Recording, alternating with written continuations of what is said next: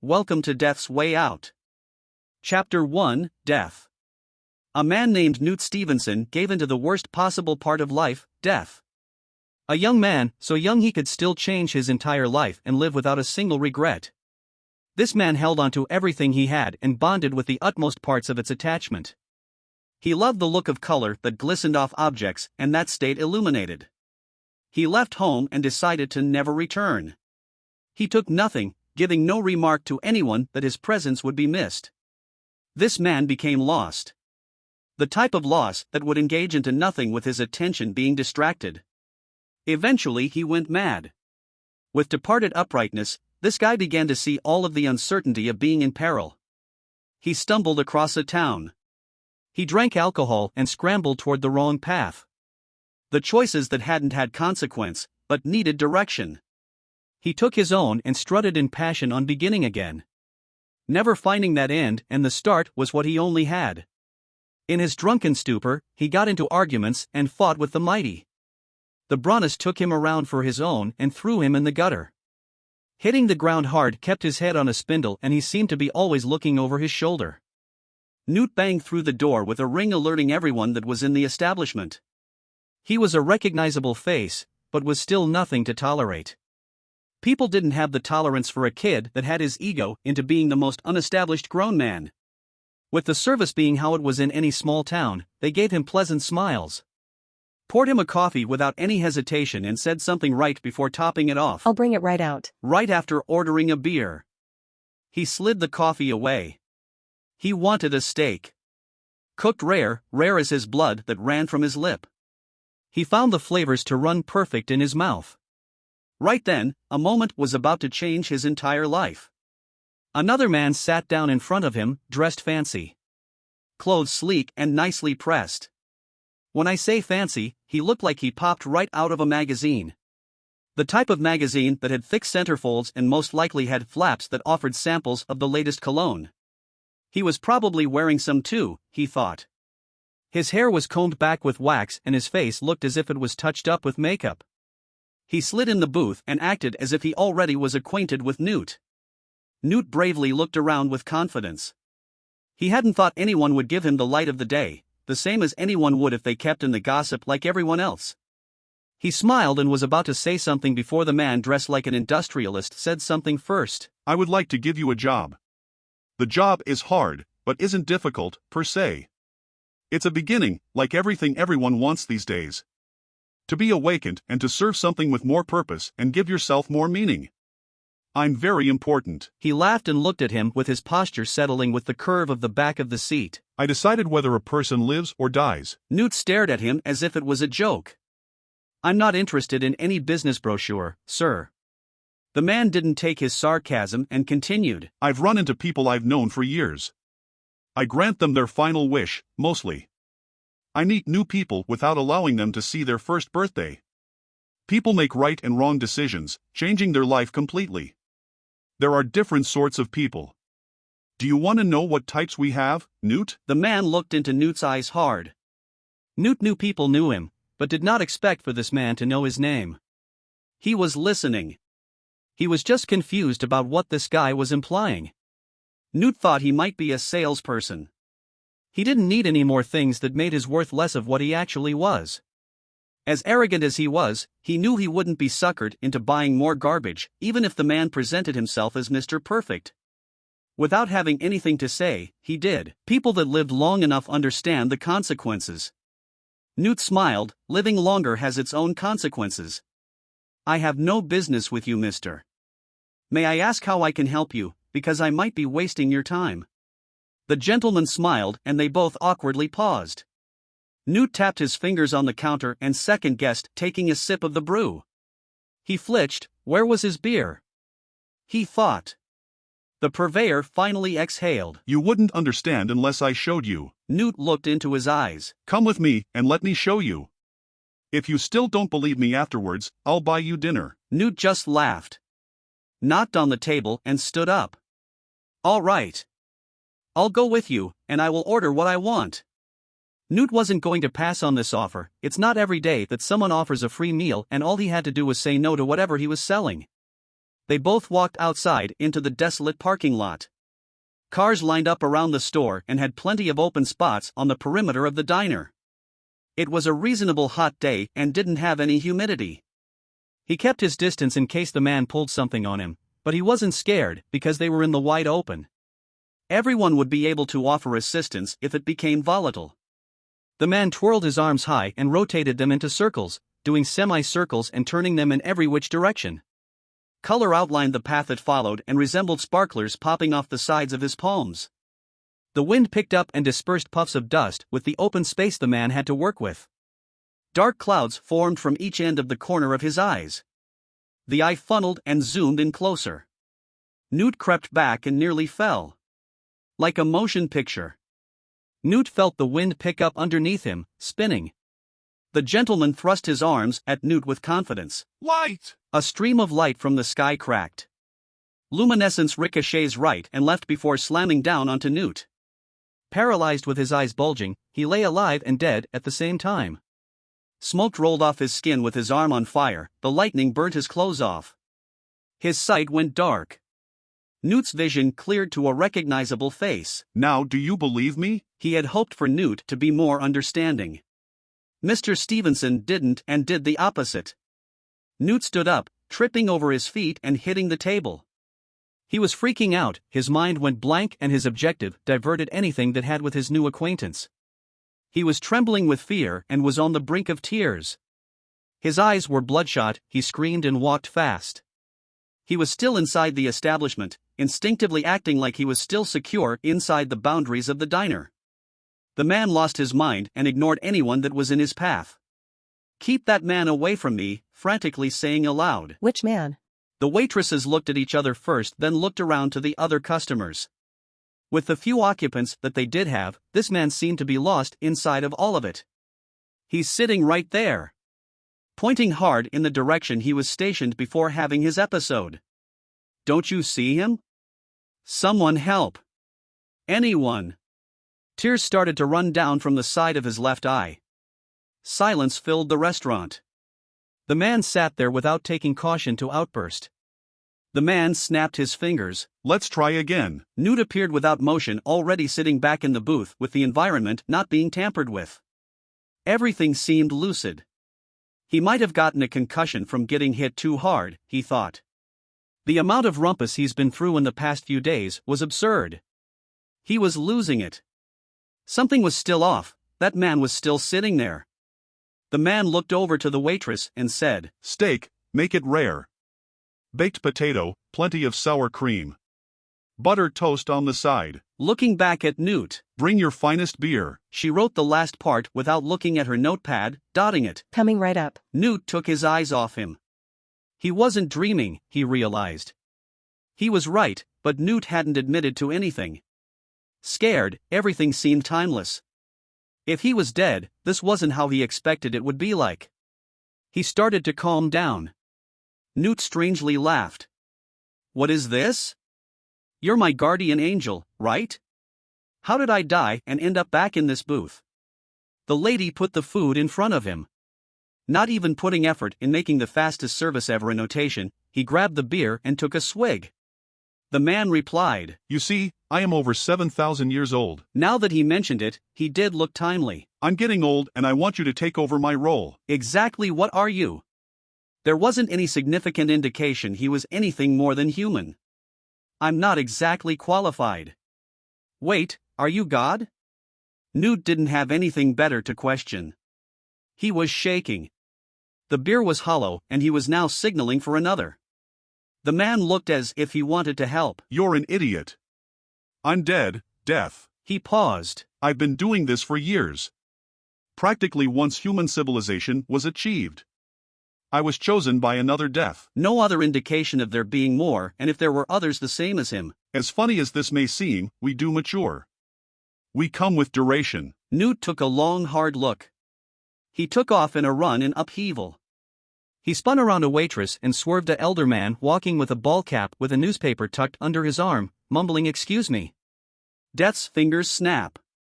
Newt bust through the door with the sunlight blinding his back into the sight of the diner. Still panting, "Come on." He knew he was trapped, but couldn't figure if this was a trap or still an offer. Death looked out the window. That isn't going to help.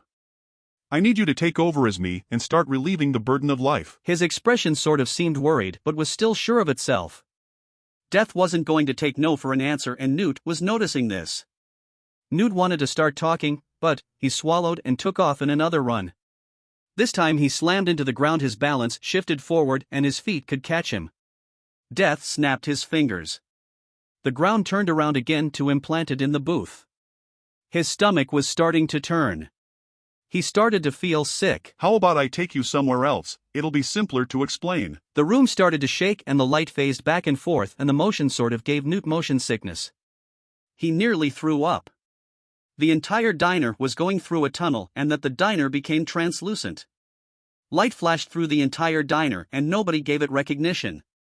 Lights began to become blinding and suddenly everything changed. Newt found himself in a lecture hall. Faces around him seemed gray. The tension wasn't there as a normal class, but it was set in a low fixture of light and the smell was reminiscent of modern textural design. It was nice, but reminded Newt of something similar to a theater, and Death stood in the spotlight. His clothing was very classy. Black silk tight V-neck, gray cotton slim pants with leather wingtip shoes that had shades of tan, gray and jet black. His hair was done lazily, almost casually done, but represented the effort of not putting too much into it. Death's persona of a professor, Newt could help but to look astounded. Death spoke loud enough for the entire class to hear. He flipped through different slides for a presentation, a venue of different locations around the globe. Some Newt couldn't recall. From grasslands, ocean views, clouds and sunsets, mostly foreign places that might have been more for a linguistic class for something or the other, Newt thought. Students, you shall call me Death. I've existed for over 7,000 years and I want Newt Stevenson, a person to my knowledge of better judgment and apprehension, for my new replacement. After graphic scenery and simple knowledge passed on from me to him. Then in their pictures of bodies exposed to the end of life blazed the PowerPoint. I would be honored if he took my role as Death. This simple choice does not decide on either good or bad, what is above or what lay below, but the chaos that sweeps the lay of the land, man, yet creature may be decided to its circle of life. Including I, has been chosen by the powers of the beyond, and the mere fundamental life is in our decision and not in our power to control. The choices are as simple as picking what you want off a menu. Death looked out to peer at Newt, who had been listening intently. Death can be stressful. My touch represents the most notorious way of dying and releasing the internal being of life, the dying kiss. A person dies. The role of death should be comfortable and pain should be improbable. Most likely we both decided on the same thing in the end. The slide flicked to a scene of a windshield. Newt stared hard and felt the motion that was passing through the screen. His eyes transitioned to what seemed to be inside of a moving vehicle. Death sat next to Newt and started with, "Meet Harry." Newt and Death drove down the road at high speeds. The motion made Newt feel unsettled. Newt tells Harry to slow down, but no response. The man sat transfixed, looking hard through the dark and winding road. Death starts to speak again. People will die in the most frustrating ways. He exhaled. Harry could either hit a tree, explode on impact, fly through the windshield, hit another vehicle, flip, or simply bash his face on the steering wheel. Newt didn't know how to react, and he couldn't help but to listen to Death. In his mind his thoughts were protected with the words of exploration. The impact shot a ripple throughout the entire car, and twigs and leaves flew throughout the interior like confetti. Loud as it was, the death of Harry made it easy to ignore. He was slingshot, though the front and made glass seemed to be plastic wrap. Blood of course sprayed throughout the front, but not really leaving any trace toward the back. The car stood up, then fell back down. At the same time, when the car came to a rest, the body finally stopped sliding across the pavement. His body stretched nearly 30 feet away. Death and Newt stood motionless in the car.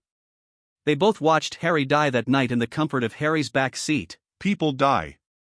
It's a part of life. Newt's vision flickers fast and white covers his vision. He was getting used to flickering though place to place. They both stood over top looking down at the mess of Harry.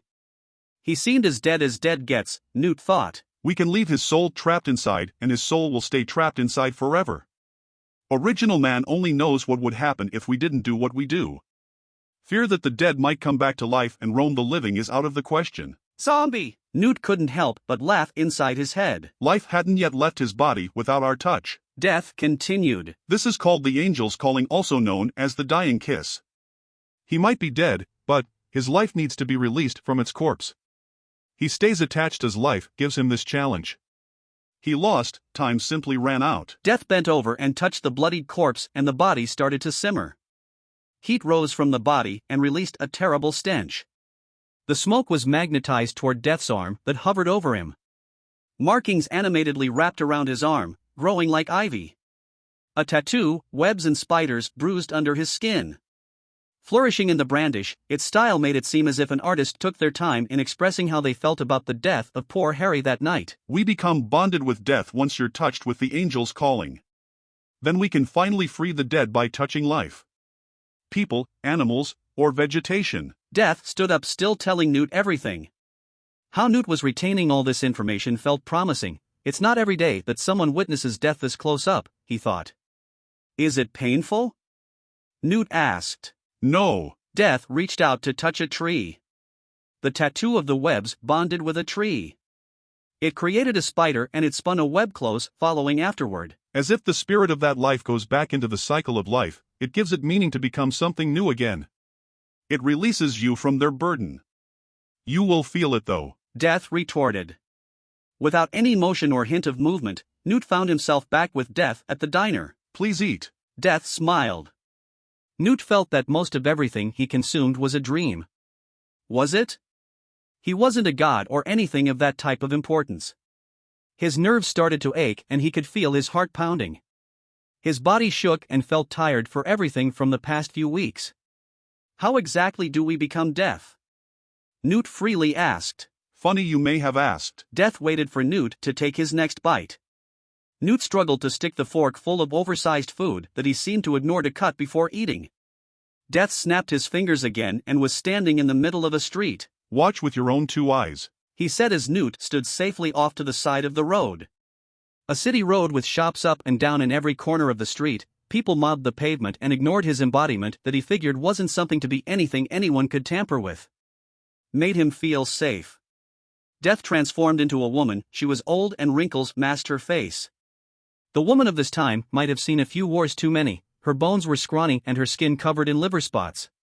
Nutrition hasn't seemed to be something that a woman of her age could keep up with, and if not anything, she was on her way out of this world.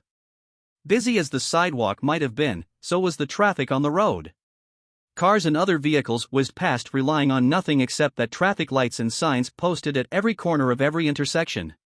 A public transportation charter going the speed limit hadn't been allowed to notice an elderly woman that so happened to be no other than the angel of death. The bus roared its horn, but could do nothing except to react by thinking that swerving might have been its best chance in avoiding its circumstance. Misjudging his or her action, the oversized six-wheeler dipped the curve and galloped into a small local-owned business, having dire implications. Time stood still and Death waved for Newt to approach. That man there, pointing at a dead victim, has been beating his wife, stealing and cheating. That man deserved to die. The whole reason I killed all these other people was only because of his poor tortured soul that lay deep inside. Is that irrational? Death paused to wait for Newt's response. Newt Stevenson shook his head. To say what was rational or irrational was beyond him at this point. Newt wanted to actually tell Death he was fucking crazy and kick him in his balls and run. He figured he wasn't going to make it very far, especially not knowing whether or not this man had balls. Bodies lay flat on the ground. The bus didn't have any problem turning them into soup. Death looked at Newt. A scared, shriveled-up little man that before today walked around with an ego the size of Washington. People looked at these accidents as bad luck. That this couldn't and wouldn't happen to anyone. The bodies lay wasted all around. The mess is tremendous. Newt gagged and walked away. Death held out both of his arms aimed directly toward Calamity. Fire circled around the borders of the little shop. The gas, again stinking of shit, blew into Death. Cycles cropped from underneath his skin again, going over all of his visible skin and probably under his clothes that resembled a tunic. Death stepped outside of the debris of the smashed beanery and touched the nearest person, shooting a sparkle of light in the air, dispersing from different ends of the sky. The woman touched her stomach, and in that very moment her attempts of starting a family with her college sweetheart had just begun. So that's where babies come from. Newt was on the verge of throwing up. Don't worry about the souls that are attached to you. Death said, obliged. Souls leave you acceptingly. I've never had any soul to leave unwillingly. As long as life accepts you as death, it's bound to the law of the after. Death said with reassurance. Flicking his wrist and doing more semicircles motions in the air, the time motioned fast and the scenery changed from a disaster to a clean disaster. Soon after that, everything took its course and an entirely new place design restored the vacant store into a brand new retail store. New brand iconic logos you might see all over that could be worn by anyone that figured that it would be expensible to buy. Then they both funneled through the asphalt and found themselves back in the cozy little diner where Death and Newt had first met. As Death, the decisions you make can be catastrophic. People you take can or cannot be willing to leave their life. It'll be easy as making the choice as to cut them where they stand. I'm asking, are you up to it? The feeling of Newt Stevenson was exasperation. He stared back toward the window in the distance, at nothing. He thought for a hard second. Newt then asked, would I be able to bring anything of my own? Absolutely nothing. Death replied. Newt went back into the blank stare and shoveled a piece of bread into his big mouth. Thus reality sat in. Newt could become something he always feared. He never truly wanted to die, and that life felt boring to him. The entire reason he left everything behind him was to get rid of his old ways and discover something more in life. He wasn't going to back out of an opportunity that he knew he wasn't going to be offered again. Newt shouted loud, "Let's fucking do this!" He regretted saying that a bit. Death without hesitation said, "Brilliant." Newt knew that he wouldn't regret it, even if he did feel a little of it. The power he was about to obtain would be desired by any mere human. He was about to be in more control of his destiny than he could ever imagine, or anyone else for that matter. He laughed inside his dark, menacing head. Newt reached out his hand in a sign of a handshake. Deal. Chapter 2, straight to the point. Newt, the new Death and former Death, sat inside a small apartment room. There hadn't been any doors or windows. Newt remembered saying deal, and click clack bang, here they both were. The room was definitely claustrophobic. New and nice looking, new furniture and stuff hung on the walls looked irreplaceable. Skulls and old relics filled every display laid across the newly refurbished room. Symbols and markings, some drawn others looking painted, stretched upon the wall. Not a lot of color, Newt thought. Assuming he didn't have to eat after being oathed with a mighty torch that carried a flame through halls of the living, there wasn't a kitchen. There wasn't an area to sit down to eat. Looked sort of creepy. A normal person wouldn't exactly feel comfortable being established inside something like this. Where are we exactly?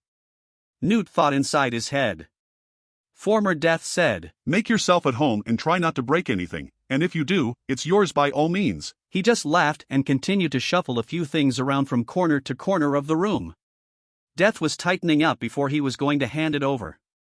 Newt exclaimed, "I thought you were supposed to do this before handing this over to someone." Didn't expect you to say yes. Everything was already nice. He just had a bunch of markings and pages that seemed to be torn out of a book laying across the floor. Former Death started to explain. The paths are chosen as if the path has been made. Either way, it has been or hasn't been done yet.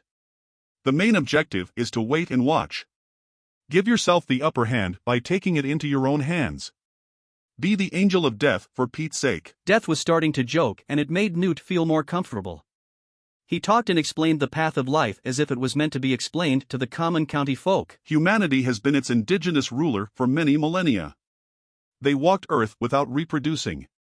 As the many millennia passed by and yearning for more than themselves had become desirable, they gave themselves, man and woman, the capability to recreate. The woman gave birth to a woman and she gave birth to many men and women. The chain of events webbed and Homo sapiens were amongst.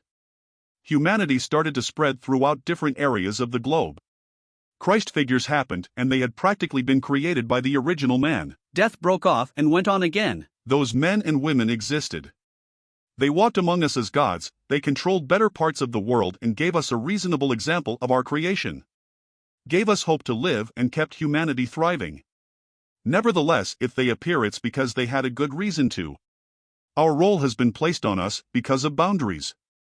The Homo sapiens tried to proclaim independence in early stages of their creation, and our role had been assigned from the original man to give them back their flaw of not being original. Many men have died for that reason. Dying is a part of their initiation. Since you've died already, you might believe it was a great release of pressure. It's hard enough to embrace life, but if it was better understood, like you now know. We control life and death. Better yet, karma isn't something you mess around with and actually have nothing to do with what we work with. Former Death winked his eye. Souls just deserve to be punished as you and I see fit. Where's the irony in that? Playing God per se. Newt was still paying attention. Former Deather ripped a page out of a book and said, "Here it is." He walked over to a table filled with lights that illuminated the room where it was resting. He grabbed an orb of light with his hand and crumbled it in his palms. Former Death walked over to Newt and threw it over him. "I am about to implode you from the inside. I am going to put these symbols on you and then I will transfer what I have to you. Ready?" Wait, what? Like how? Do I have to eat something first? Newt now was more willing after learning so much. He wasn't going to attempt to be sarcastic. "Your skin will be ripped bare from your bones and the organs dry and turn to dust. I will then transfer the power of immortality. The death title will belong to me no longer. I'll continue on and be nonchalant about it. I will live on. You will be on duty and life will's yours to the everlasting. Be it to you. Are you ready?" Former Death asked. Newt Stevenson nodded. "One more question, do I get a sigh?" A flame burst up from the bottom of his bowels and in wavelets made small explosions from the inside of the depths of his veins. Everything bulged from the inside out and made it a little more difficult to keep posture. It all ripped away as paper. Newt felt pain, but it wasn't typical pain. Pain that relieved pressure and sort of felt good to relieve pressure from it, causing the skin to be tense around to soreness. He then felt dead. The skull and body hung loosely with no support of any tendons. His strength felt as if it was coming from will. The similar concept of riding a bike. You never forget how to be alive. Newt hung onto the ghost of his department. Air flowed through his bones, making his body feel light and naked. Embarrassment is what he felt, but embarrassed wasn't something he seemed to be expressing. He knew he felt better. Former Death skinned him alive. Newt was human no more. He felt cold without its pain, tired without the exasperation. Newt was born. Former Death covered his naked skeleton with a cloak. The cloak granted him senses, a life bound to him. It was alive and he was deaf. Everything was amplified, more intense, and the worn effect of having flesh was replaced with actual, was met with what was to see, hear and feel. Newt stood up straight after slouching. It knocked him back. He hadn't felt normal. He started to spin around, hearing bones crack and pop. His energy made him feel like a kid again. He wanted to use everything he had until he felt tired, but his subconscious second guessed itself. Was it a trick, or was this actually the best he had ever felt? I've never felt more alive. Newt looked at his hands as he moved his bony fingers around. His expression rattled his jaw. Newt reached his arms out to give Former Death a hug to show his gratitude. Former Death deferred his affection. "Okay, then. I'm so grateful for this, thank you." Former Death smiled and said, "It's all yours, son. Make everyone proud." Former Death spun and changed into loose baggy jeans and rock and roll t-shirts. "You are officially deaf and are no longer burdened with the chain of Newt Stevenson. Boone Beckett is what they call me. My name doesn't have a backstory, I assure you, but what man would call me if I hadn't been placed under graceful wings of destiny? Given your current state, I am proud to give you my blessing and I wish you farewell, my friend. I have much to do in such little time." Boone snagged Newt's available hand and shook it. In a complex fashion, he whooshed with everything turning into thin lines and staggering one after the other. Death stood there alone in glee. He couldn't believe he left without telling him anything else about the job. He laughed out loud, ha ha ha. Newt looked around the exquisite room and noticed a little futon than his rear end might desire. No better time than now to test his new S out than now. In one motion, he collapsed on the cushion and exhaled. That's the spot, sinking deeper into the miniature sofa. Newt hasn't a clue on what happens next. He felt oddly satisfied. This had been big, it made him feel desirable. Then he thought about women, and if it would be turn on if he approached them as Death. Newt felt lame. He assumed most likely. He had always questioned the afterlife. Gave God a chance a few times too. Never had patience for something that never responded back with an indefinite answer. Newt lingered doing nothing for about 10 minutes before lightning started to crackle from each end of the room. At this point he wasn't caught off guard, but was surprised something was happening, so he stood up. A woman stood there in front of him. The lightning lady opened her mouth and said, "Hi." She pulled a piece of paper out of thin air and unraveled the parchment. The woman cleared her throat. "Nice to meet you, Newt Stevenson, I am your scythe." Newt, surprised, didn't say anything, but felt excited that at least his scythe happened to be company, and a lovely one at that too. Newt wanted to interrupt, but she continued. "My job is to help fulfill any deed you feel is necessary for the task of killing. Releasing the soul or burden that helps keep the cycle of life flowing. Power, lust, love, evil, and good fight with different powers. This world is dark, exciting, magical, and scary. I hope Death, Boone Beckett, has chosen the right skull." Newt laughed. "We are bonded to death, death is bonded to life, life is bonded to humans. Make yourself comfortable, but not too comfortable in our new home. We have a lot of work." She looked at him once she concluded. She smiled at Newt. She was cute. Blonde hair, hazel eyes.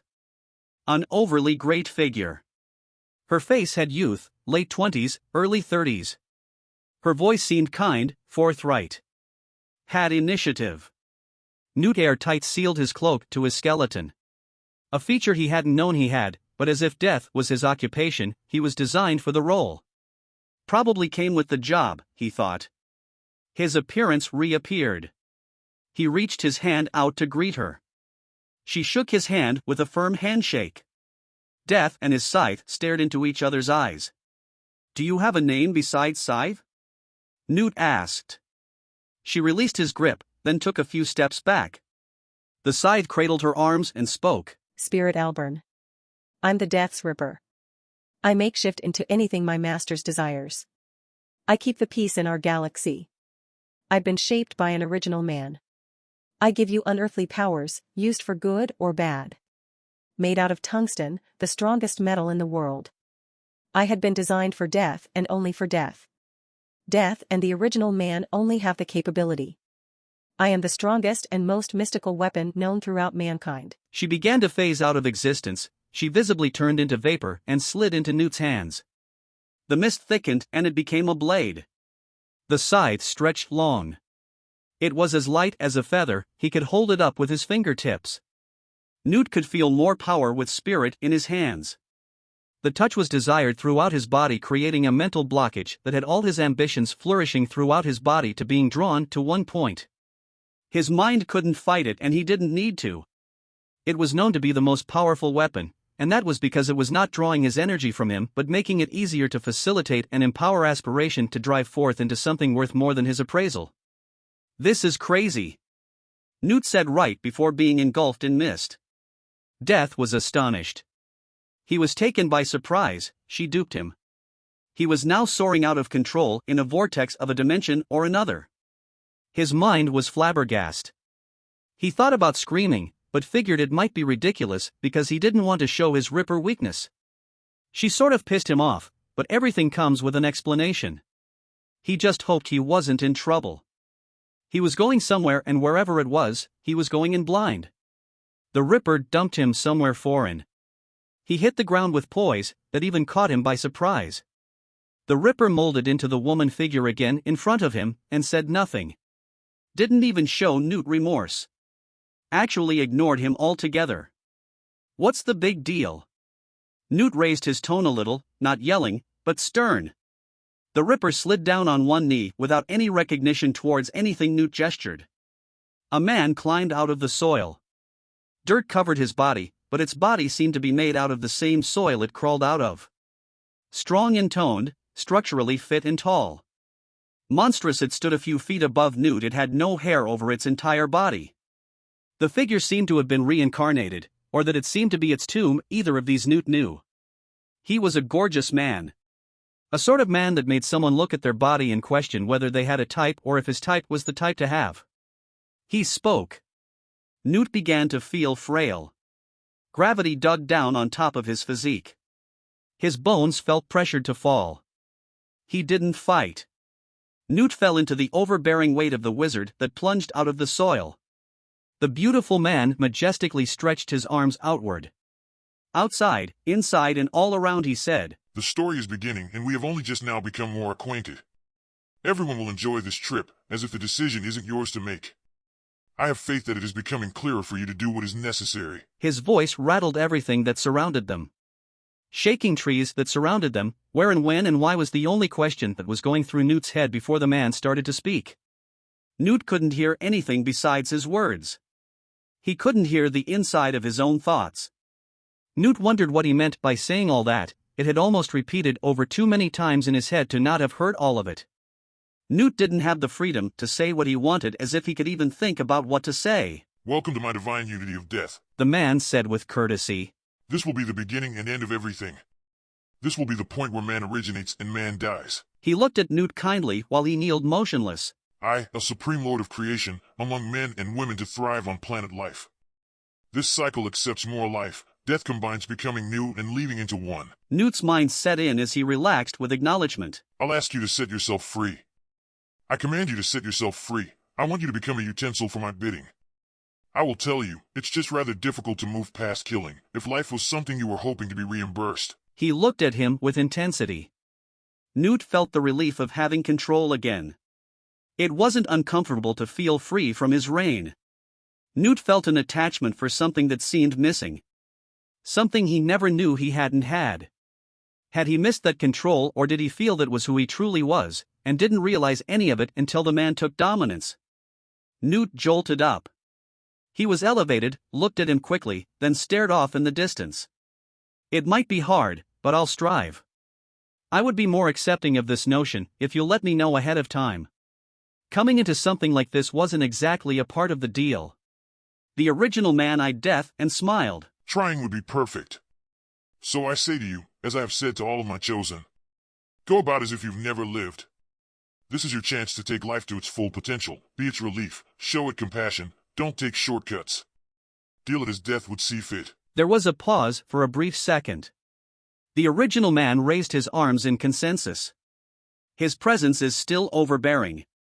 Spirit stayed kneeling the entire time as nothing passed. She obviously expected everything, but needed no objection. She was a tool and Newt cared no more that the original man had. With the last signal of compliance, he vanished, without a trace. No fancy teleport, Newt thought. Death acknowledged his ripper. Little grains of sand dusted into his hand. Newt exhaled. To forget about his past. What was that like? He needed sleep. He couldn't bear having to live all this day without taking a nap, just realizing he actually does need rest. Death waved his scythe above his head. "Take me back home." Appearing over top of his bed, he collapsed over top of it. Chapter 3, Bedridden. It was dark. A dim setting, more like less bright. The room has nothing on the walls, except a television. The news was on and it was talking about the economy and that more people have been protesting over the cost of living. The protesters had gathered outside of a Capitol building, making it more inevitable that it was tough. Matters like this were something that never had impacted Newt's life because of the loved ones that he'd kept close. He thought he was more independent than anything and that he is more proud of himself that he didn't have to argue over the matter of any of it anyway. He remembered he had fallen asleep, almost not even recognizing he was teleported here. He woke up in this drab setting. Where am I? Newt thought.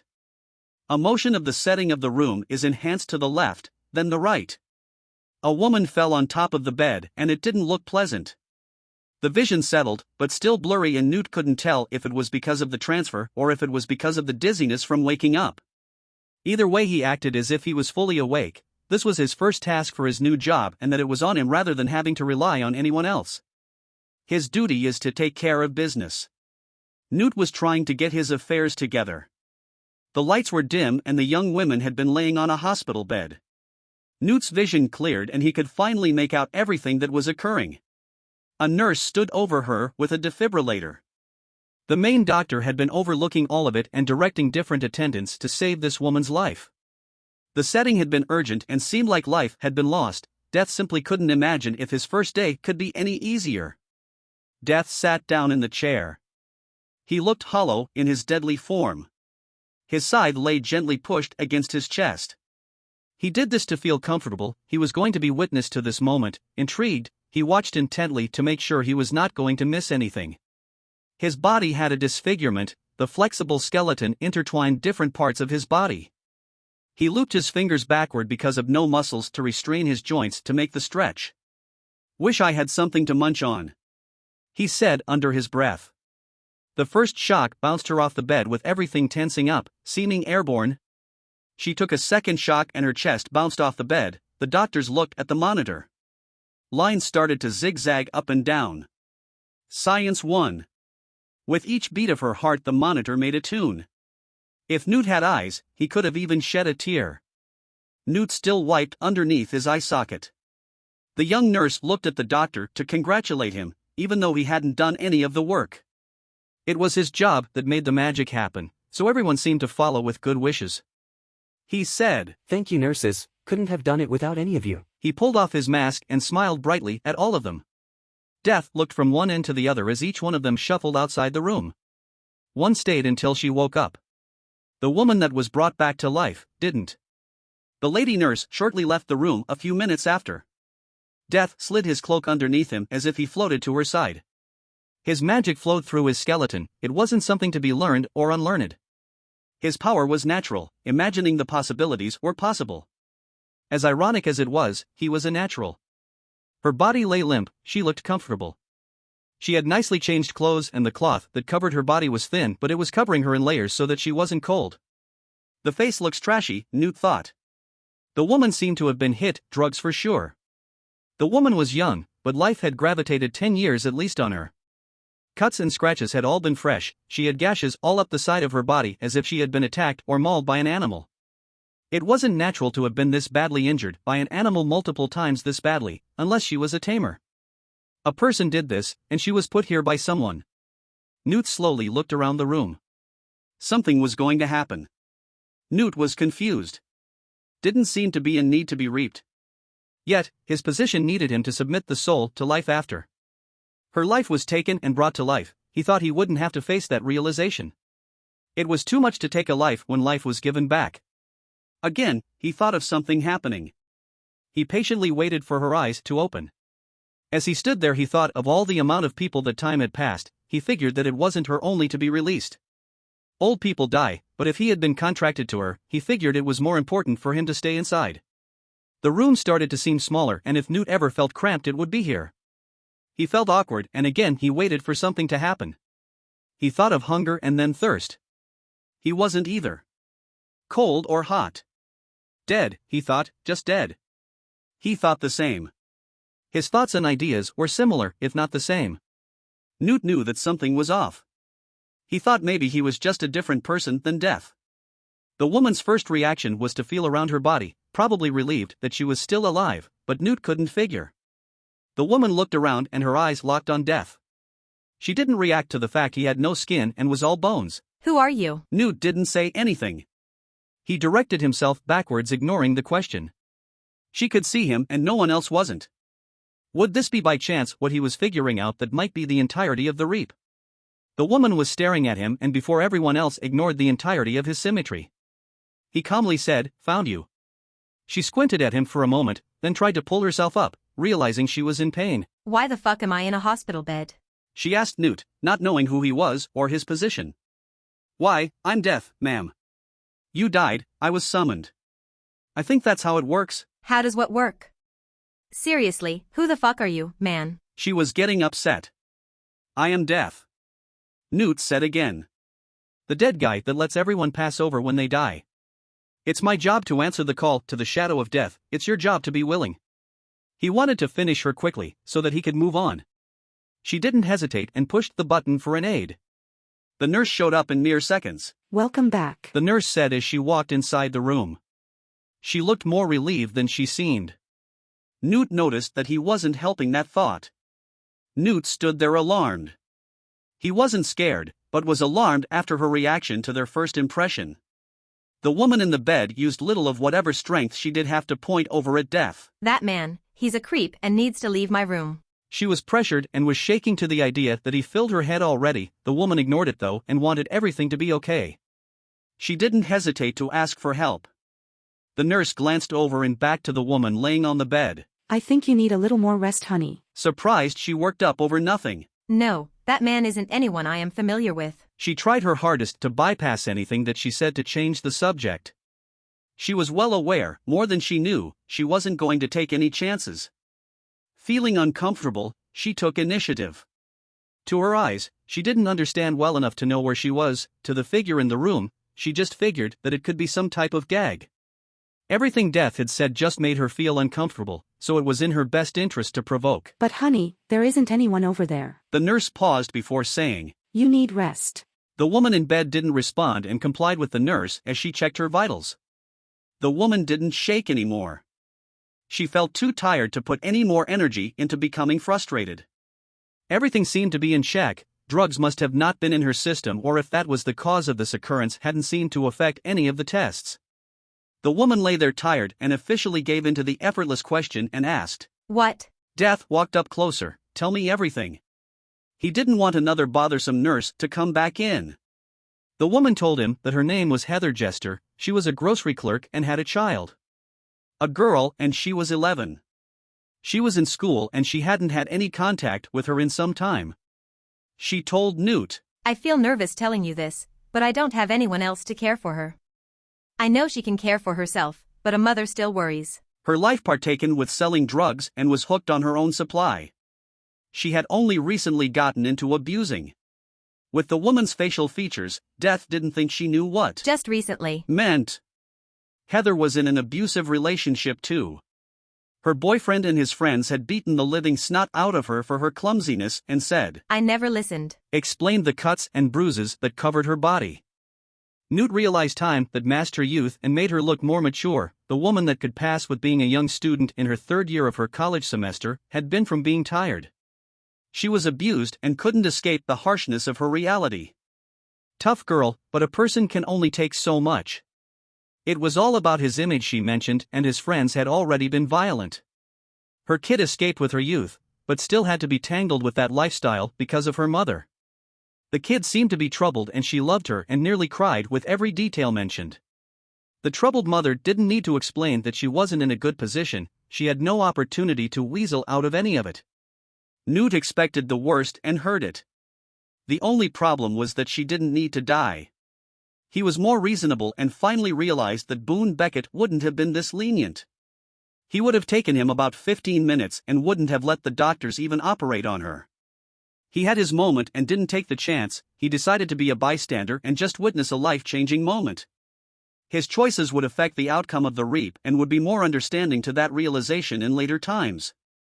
In an instant a man burst inside the room. He looked to her with a passionate discomfort. This must have been the abusive boyfriend that she was talking about, Newt thought. He glanced in her for a hard moment and whispered, What the fuck? No one else heard him besides Death and Heather. He stuck his head outside the room and checked around to see if anyone was near to assist. With his head peeking outside, he slowly snuck the door shut without anyone else noticing. The door didn't make any noise when it slid shut. Miss Jester went to reach for the button. The man beat her to the punch. His arm grabbed hers. His grip squeezed her wrist hard and promptly threw it back into her. You are the worst. He really meant it. Heather looked to Death. With no voice she said help. The voice scratched the inside of his head. His thoughts were inside of his spiritual embodiment. The cut deepened with the man's aggressiveness. The man started to silently raise his tone. Don't say anything. He was upset that she couldn't take the beating. Heather Jester started to cry and sob, then begged. She had glanced off to the side toward Death. Desperately reaching her hand out, she knew she was about to die. The man ripped a pillow out from underneath her head. The woman fell back and didn't have the strength to keep her head up, nor do anything else about the outcome. Instead of facing facts, she flinched and closed her eyes. The pillow hit her hard and sound started to ripple out the top of the covers. Newt hardly gave it a second thought. Newt leaned toward the button and pressed it with his bony finger. The woman's screams sounded exhausted, he thought. The woman was about to be suffocated, the man was about to be caught red-handed, but something about him just being caught wasn't going to be satisfactory. He was still going to kill her. Newt felt morals. Death, with one clean swipe, lunging with the vapor turning the gas into solid matter. The blade dipped underneath his nose and over top of his mouth, making a clean cut through his pharynx. The top part of his skull flew in the direction that the inertia had been flowing. The blood sprinkled the top and bottom of the room. The body limped over the woman's paralyzed body, that had suffered trauma from being smothered. In the swipe of the scythe, the first contact of his face being connected with the blade, the nurse happened to come in with urgency. The woman's eyes widened with a head exploding over top of the Miss Jester. Blood splattered the side of the room and the nurse collapsed in the sudden mortification. Newt Stevenson made his first reap. The kill felt perfect and held a lot of emotion that he had been bottling up. The rush of it dissolved and he knew that it was only business. He took the next few steps closer to the decapitated man, he touched his shoulder. Swans circled around his arm. The wings felt real and imprinted the wings that covered most of his skeleton. With blues and greens, water seemed to plush covering the exterior of his fleshless cadaver. The weight was burdened with impatience and thought of weakness as a strength. He could feel the tremors of his involvement with a different breed. The justification of making his wrongs and forcing them to be right. The swans symbolized the connection that the bird felt toward one another. It was burdening the man that gave him no clarity toward understanding the meaning of life and just confused him into being the wrong type of person. Newt touched the woman traumatized, nearly dead. The swans patterned from the top of his skull to the bottom of his palm. Running purple, green, blue and silver fluttering into the woman. The relief of his soul had magnificently released the pressure of his entire incorporation. Death vanished before Heather Jester's eyes. Chapter 4, Taylor. It was a straight shot from where he had been to where had been sent to, in an instant. Death looked around and he noticed it was a chamber. The air had a rather unpleasant scent. The room's fit for royalty, Newt thought. Red curtains with gold trim covered the walls. The symbols on the banners had emblems of lions. The lion seemed proud and had flowers blooming underneath its mane. The clean cat gave the room a proud and triumphant pleasant feel that only felt right for a king. Death looked around and stared with amazement. Everything, candle lit, was completely outdated. The Dark Ages, Newt thought. Where and why was he here again, he thought. The place, to him, seemed to be a stage, maybe. The thought of being on a movie set lingered in his mind. Maybe an incident will happen. Newt looked from different ends of the room and figured that a man will simply just drop dead. He was already tired and the commotion of all of the first reap wore him out. Everything looks legit. It was a very good-looking set. It could possibly be real, maybe people were just shooting a flick here. As Newt atoned to becoming death, he had noticed supernatural feelings as if the feelings were similar to being human. The room felt clammy and musky. Newt took a look outside the tower's balcony. He looked in the distance, and he noticed Greenland. He hadn't seen any city or town, but a village. The castle played the part. An older man walked into the room. Death suddenly shape-shifted into a raven and sat at the lip of the balcony. The man was old. Darkly and unsettlingly old. The type of old that seemed to Death wouldn't make it remotely this far. He looked like a bag of bones, and Death thought of the irony. In this case though, the man was nearly dragging his feet on the floor. If he hadn't been able to make it to his bedside, it would most likely be only to reach somewhere to expire. Death was approaching, for sure. The old man walked into his chamber and was holding a candle. His clothing was nice. The patterns resembled the same as the banners with the lion. He was obviously royal, but in what type of manner, Newt wondered. The questions kept coming to Newt and the main understanding of dying was given to him, but to intrude into someone's last moments seems foreign to him. The man was in the understanding of being announced, and if this had been a scene, it must have been rolling. Cameras were nowhere to be seen and the man looked as if he rolled out of his grave and had enough strength to make it back into his chamber. Newt was becoming more and more understood that it might be possible that time wasn't relevant. He could almost recall that it was possible and that Boone was mentioning something like that when he had first accepted the job. Time wasn't something that was relevant and that it simply happened with him or without. It was his circumstance with being deaf that was his involvement. Most likely everything has happened and occurred because Newt was deaf and it would happen either way. Lance. The old man yelled. Loud, he was loud. He could barely walk, but he had the lung capacity to scream like a metal singer. Come here. I need you. A young man dressed in fair clothing came into the room. Yes, sire. The young lad toned with him on the same basis. He looked too young to be a servant, but had dressed the part. The youth made it more worth his tone. He talked to him as a figure in charge. The old man had been in charge. It wasn't certain how much. Newt looked around and started to consider that he might be looking at a king. As old as he was, the clothing, castle and time made it more considerate to there being a hierarchy. The land seemed young and nothing about it tainted it. Humans haven't started to construct with heavy material and didn't pave the roads or destroy the integrity of the nature that engulfed the layout of the hills. Dark and gloomy, it surely made it depressing, plaguing the land with disease, and the common cold must have been their demise. The way of the time, medicine wasn't up to speed, with fatalities coming to them as natural occurrences. The structure of the castle made it all about the land picturesque. The building looked fit to conquer the boundaries that surrounded the growth and shine down over everyone that was a peasant. Made the ground seem dirty. The royalty was desired and wealth made it something to fight for. People that filled the halls felt blessed or even God-sent and showed no pity for other people's circumstances, if that hand dealt was in the mind of any. Death was probably the most undesirable manifestation. Bring me my wine, lad. The older man said. I need you to sit me down, and I need you to bring me my wine. The younger gentleman sat him down and rushed to one end of the room to pour a drink. The wine was red as blood. The cup flowed in the cup like water. It was plentiful, something that was not needed to be worth worrying about running out of. The young man rushed, but was fast at doing it as if he was using reputation, not the first drink he had ever poured for his sire. Lance handed the king his drink and said, Here you are, King Alexander. The raven made a loud croak. The old man looked over to the bird. He looked at Death and made eye contact with the raven. The bird turned its head and looked at him. For a moment the king knew his time was coming nearer. The king glanced back at the younger fellow. He said, Thank you. And dismissed him. Lance walked out of the room and the king closed his eyes and stretched his legs. The man didn't need to know he was old, the time was best spent with his wine and he was used to drinking plenty. Even in his age, his health wasn't something that seemed ill. He was just old and only time was about to run out. His clothing lay over his legs and the time stood still as if everything stood motionless. Sounds came from outside of the walls, no bother to the king, he wasn't even interested.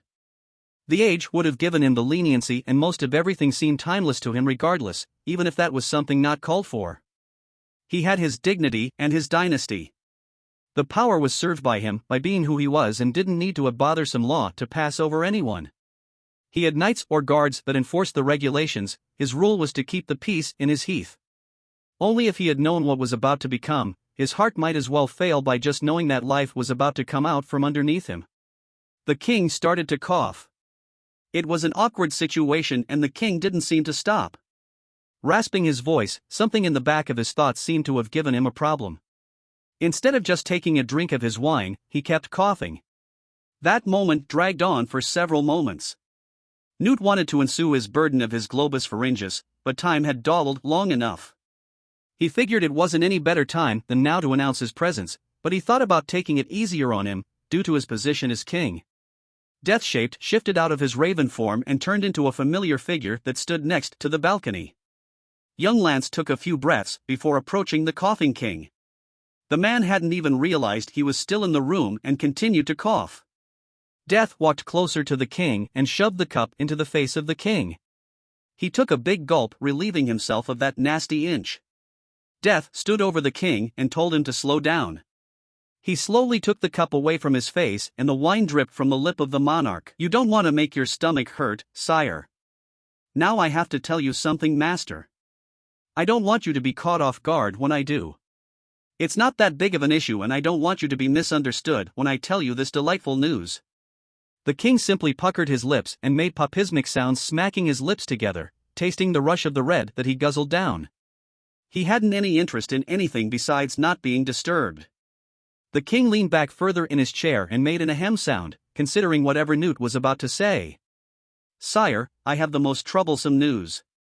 The brows on the king's face drooped down and said, I thought you said delightful. "It is, sire, it's just that I needed you. I'm actually not the young lad that you are to believe as your young service boy. I am no deceiver, I am a dark mystical person. A person of great tales. Someone that's been around since the beginning of time. I am here to help you become more insightful with this passionate passing. They call me Death." In the instance of hearing, the king slapped the cup out of Lance's hands and spilled wine all over, telling Newt, Nonsense. "It's true, I am the angel of death, and because of your stature of life, I am the first to recognize the importance of your crown." Newt didn't want to sugarcoat it and figured that it would be best to just let him know with dignity. The man didn't have much going for him in these darkest hours of closing his life. Newt figured it would be better to approach it at a lower level, a calm tone. He wasn't mocking the idea of royalty, but he wasn't acquainted with the type of dialogue. He figured it would just be easier.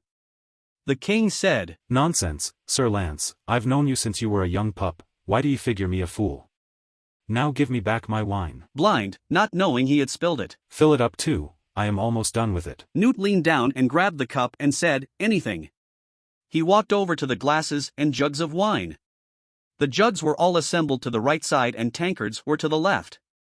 Death waved his hand over the cup, filling the cup up with wine, without pouring anything. The wine filled up to the rim, not spilling a drop, leading back over to the king. The red wine was simply the same contents that was inside the jugs, only Death figured it wouldn't be too much to use his power for something that was simply effortless. He was Death and was not going to start being a servant for anyone, even the king of who knows where. He thought, then again, sure it was somewhere in Europe. He didn't care enough to know, but the time was dwindling down to the point of his services becoming worth more than what the king desired, rather than his. Newt thought about rushing his hospitality and maybe spiking the cup. He figured to not and just move on with this adolescence. Maybe his time would come naturally, he thought. It still took longer than he hoped. Death walked over to fill the cup and handed it back to the king. "Now, I am Death and I'll prove it. The only thing is that when I show you, you'll have to promise me that you won't freak out and call for help. They won't be able to help you regardless." He figured Alexander would listen. Nonsense. Drop the act, Lance, you've never been much of a good liar. King Alexander insisted. "I'm the angel of death, sire. You have to listen." At this point Newt didn't realize that everything around the room was being pushed against its boundaries. The force was being pressurized around the center of their conversation. The force scooted the king's chair a few inches and the eyes unlatched on the old man.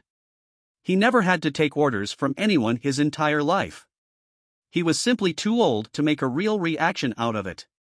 The old man didn't scream or beg, he just sat there shocked in his chair. His cloth was riding up his legs and luckily his royal underclothing covered anything that might be obscure. When Death spoke, the darkness ringed around the eyes of the young duplication of Lance and his voice carried around the entire room. I'm not here because I want to. I have a duty that needs carried out and I tend to keep the integrity of my oath. At this point everything started to ease down and everything slowly went back to normal. "I am Death and I have to make sure that I release your soul from whatever is to come to your body. You are the only person that can see me, and because you are elderly, the time of death is approaching." Newt reached both his arms outward and his cloak tangled around him as his flesh was wiped away from his bones. Death spoke out and did a bow. "Death, at your service, King Alexander. This is the true form and the righteous well-being of my aspect. Only I can do what I do and it's in your best interest to follow what I command. You as royalty must understand I am only doing this because I want to honor your position as a ruler and I don't want there to be any inconvenience." The king looked with his eyes bulging and just said, "Well." And paused. He didn't react, but Newt is sure he wasn't expecting a day to be introduced to Death. His reaction wasn't more than what Newt expected, but it felt better for him to show his true appearance than to imitate a young boy.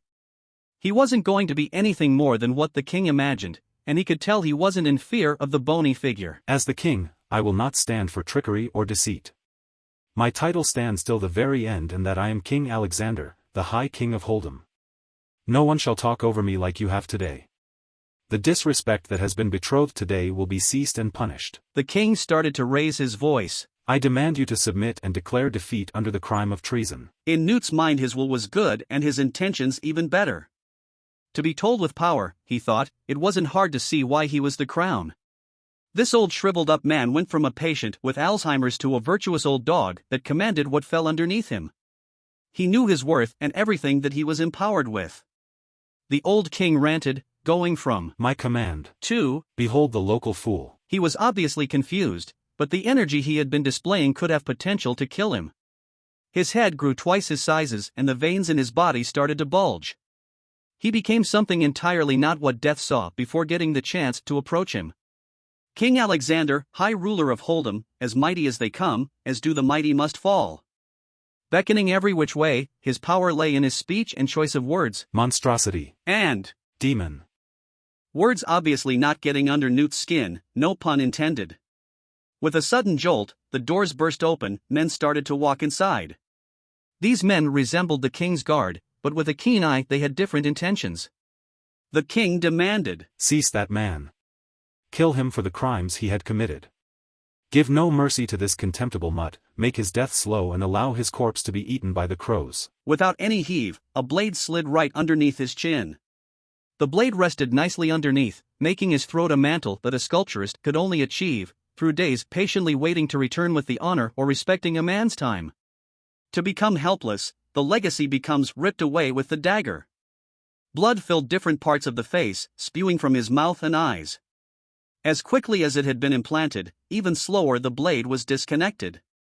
It was merciless, and the kill seemed to be wanted more than an ordinary murder. The dagger slid out, covered in red. The old man started to gurgle and no more than a minute later, died. Death reacted with, brutal. Newt leaned over and used his dying kiss on the man. The crown burned, unholy, and gave Newt a feeling of loathing. The depression sat in, and the way the urgent king sat upon his throne only gave him property over his deed. Different times, Newt thought. He had forgotten about the time that he was in. He summoned Spirit Alburn, his scythe. He dropped his ripper on the floor. The woman stood up and glanced into Newt's eyes. How can I assist you, my master? She meant well. He turned into Newt Stevenson, looked at her and just smiled. You hadn't told me about the timetable. If time doesn't pass normal, how do we know when or where we are? He asked. She replied with a stubborn monotone voice. It doesn't matter. We reach the candidate regardless, and we reap them all the same. It's prioritizing the dead and giving us a chance to exist and not at the same time. The creators have given us this power for our own benefit. We only can't use it against their will or change the course of the future of whoever might die that would be already about to be reaped. Without them being reaped, we won't have souls to reap in the future. Just as it will be, it has already been. We are recycling souls that have been reaped and giving them another chance to live, and they do as they are supposed to do, as if the task was to carry the burden of the soul, to begin with. If by any means you kill the wrong person? Impossible. Expressionless again appeared on her face. You and I solely exist for the reason to occur again. The position intentionally allowed the matter to have effect. It's not a role, per se. Just a wedge. Your part allows existence to maintain balance. Without you there is a void, and the void could cause turmoil. Someone might be allowed to capture souls, someone might possess, or simply, life won't end. Nothing changes or doesn't happen for a reason? Only because of the creators. She blinked. Makes sense. Am I going to die as Death? Newt asked a little more worriedly. Another impossible thing. We just exist. Like air, water, gravity, these things simply exist, like us. Without the creators, they cannot exist, but because of them, we stay loyal to the chain. If we would ever be able to break it, we would be considered a creator. Newt simply nodded his head. Newt stood over the balcony. He took a long step and found himself touching the ground, with time passing over. Decades passed without stepping, buildings grew larger and the population started to grow in size. Newt found himself in the middle of a street. Chapter 5, Pavement Brawler. Death moved toward men inside of a ring. Crowds had gathered around individuals going at each other like rabid dogs fighting over a piece of meat their owner tossed them. The men were short and stocky.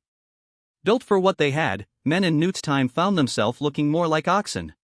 Both gentlemen stood up against each other taking body shots. The man with curly black hair had a broken nose and blood dripping off his body.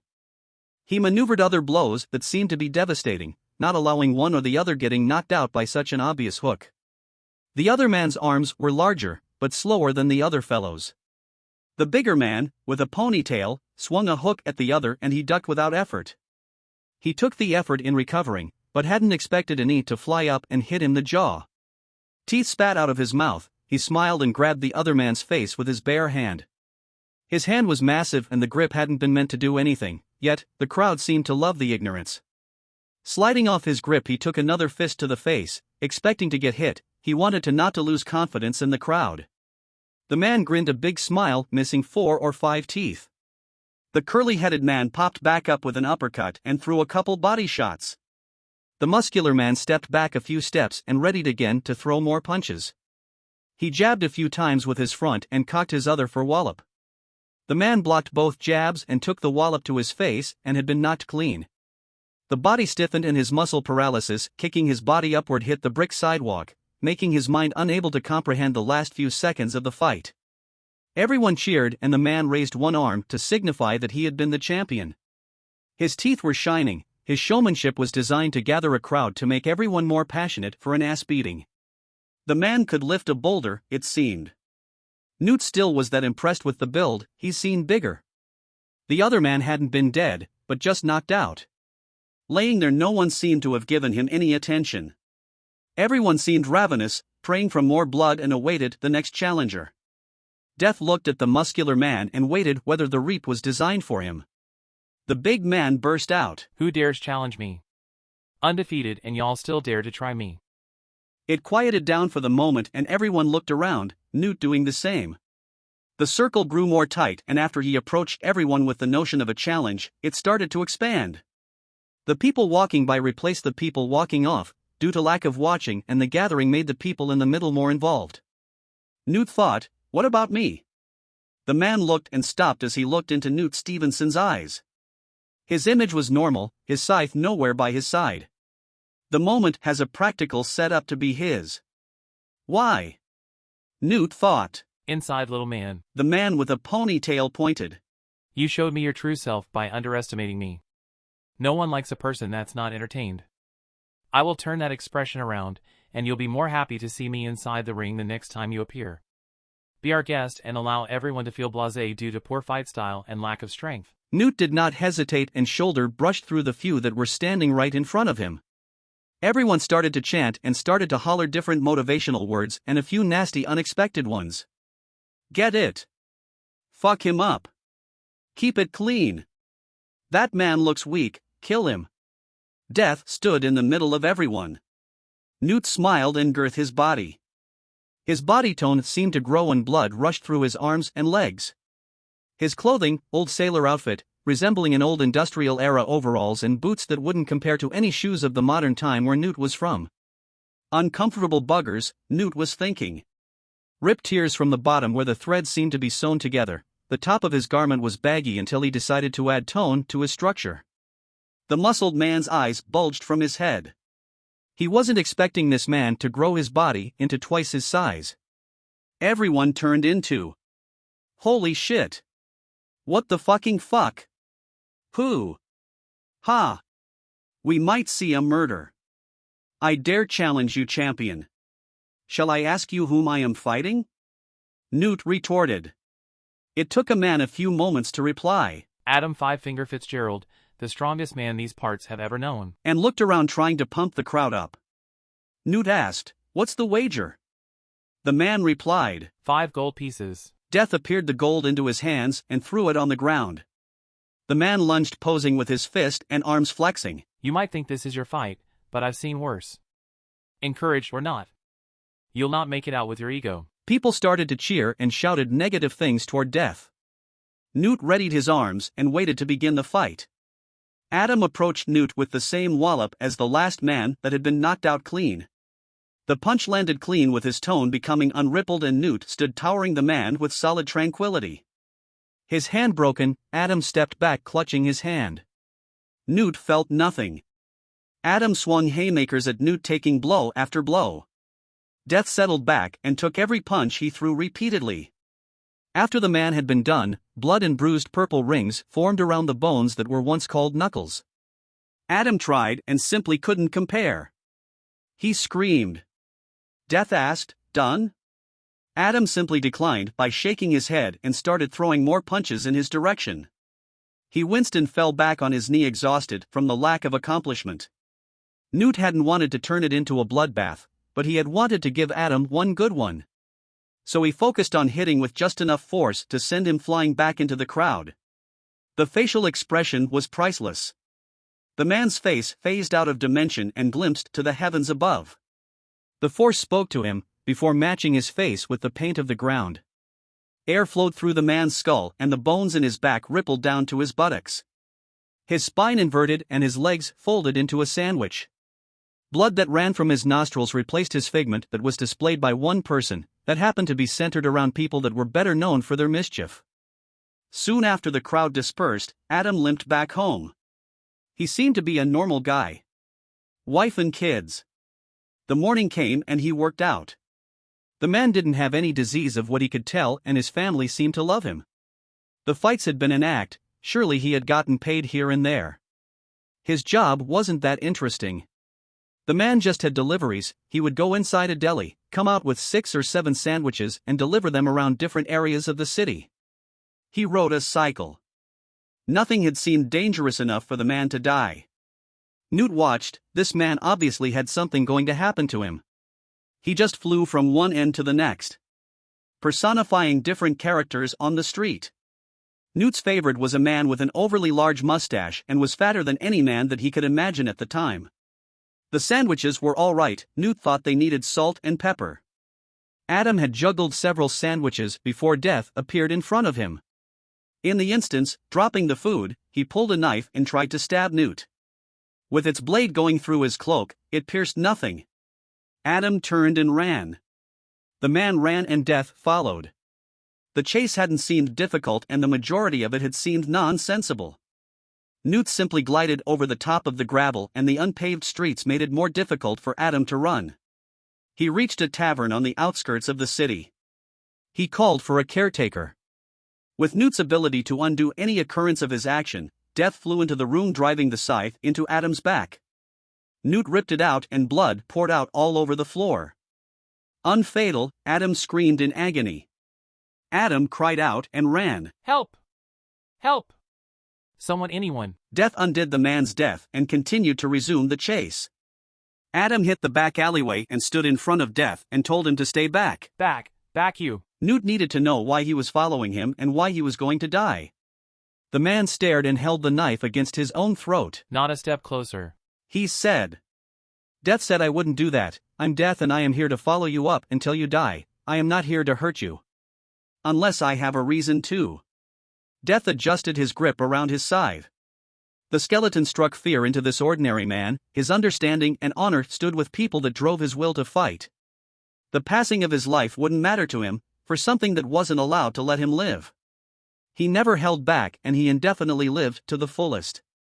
He just wasn't going to be infiltrated by a foreign force that could have the capability to show him demons he never knew existed. He wasn't accepted to this idea, and wasn't patient to find out. The man said, "Burn in hell." And he slit his own throat.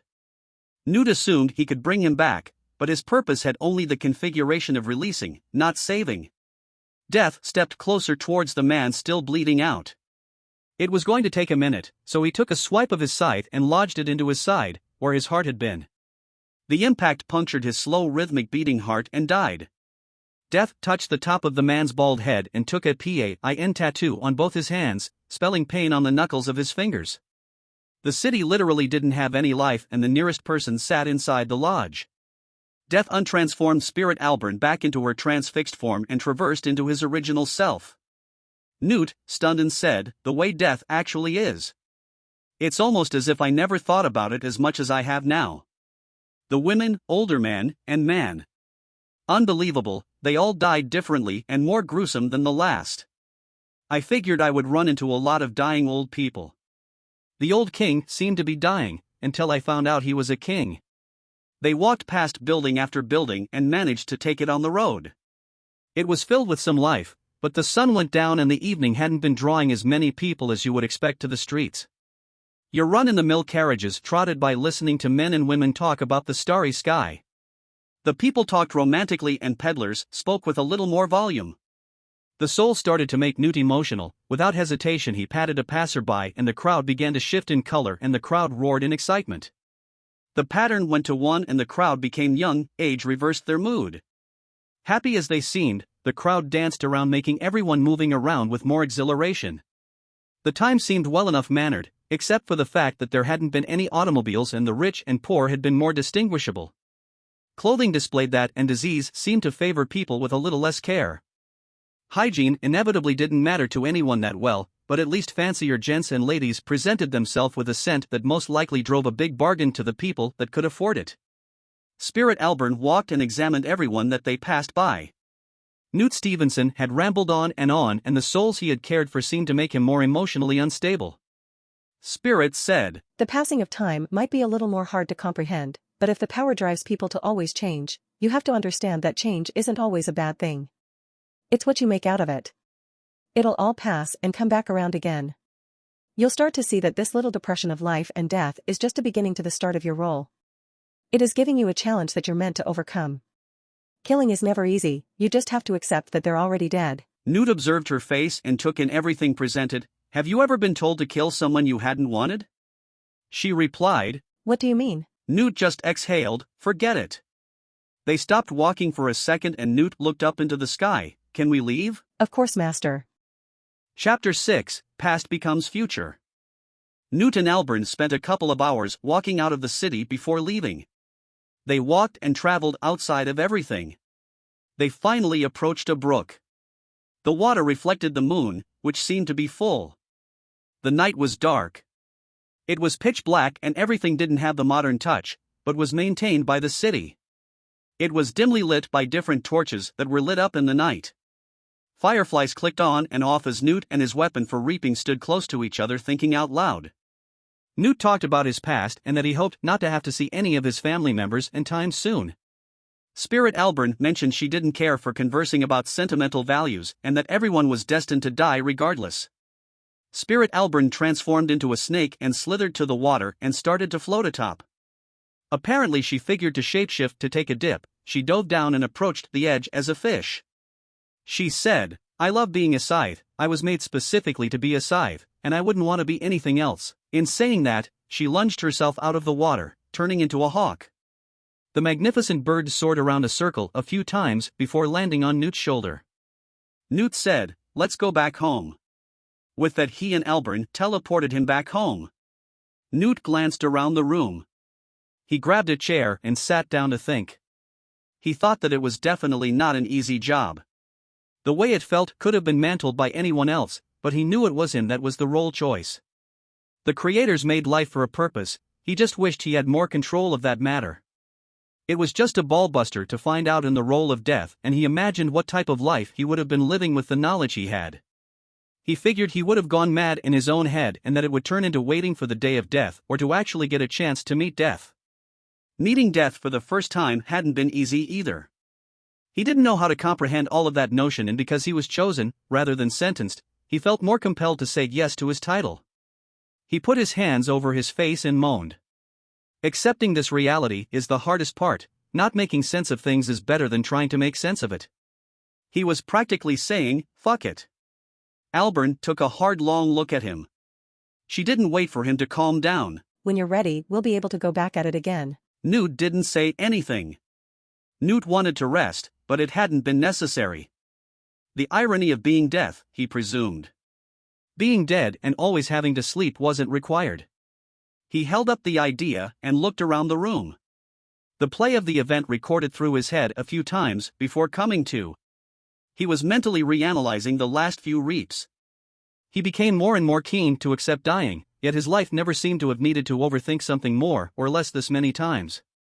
His scythe had definitely been reliable and she had been very informative, he thought.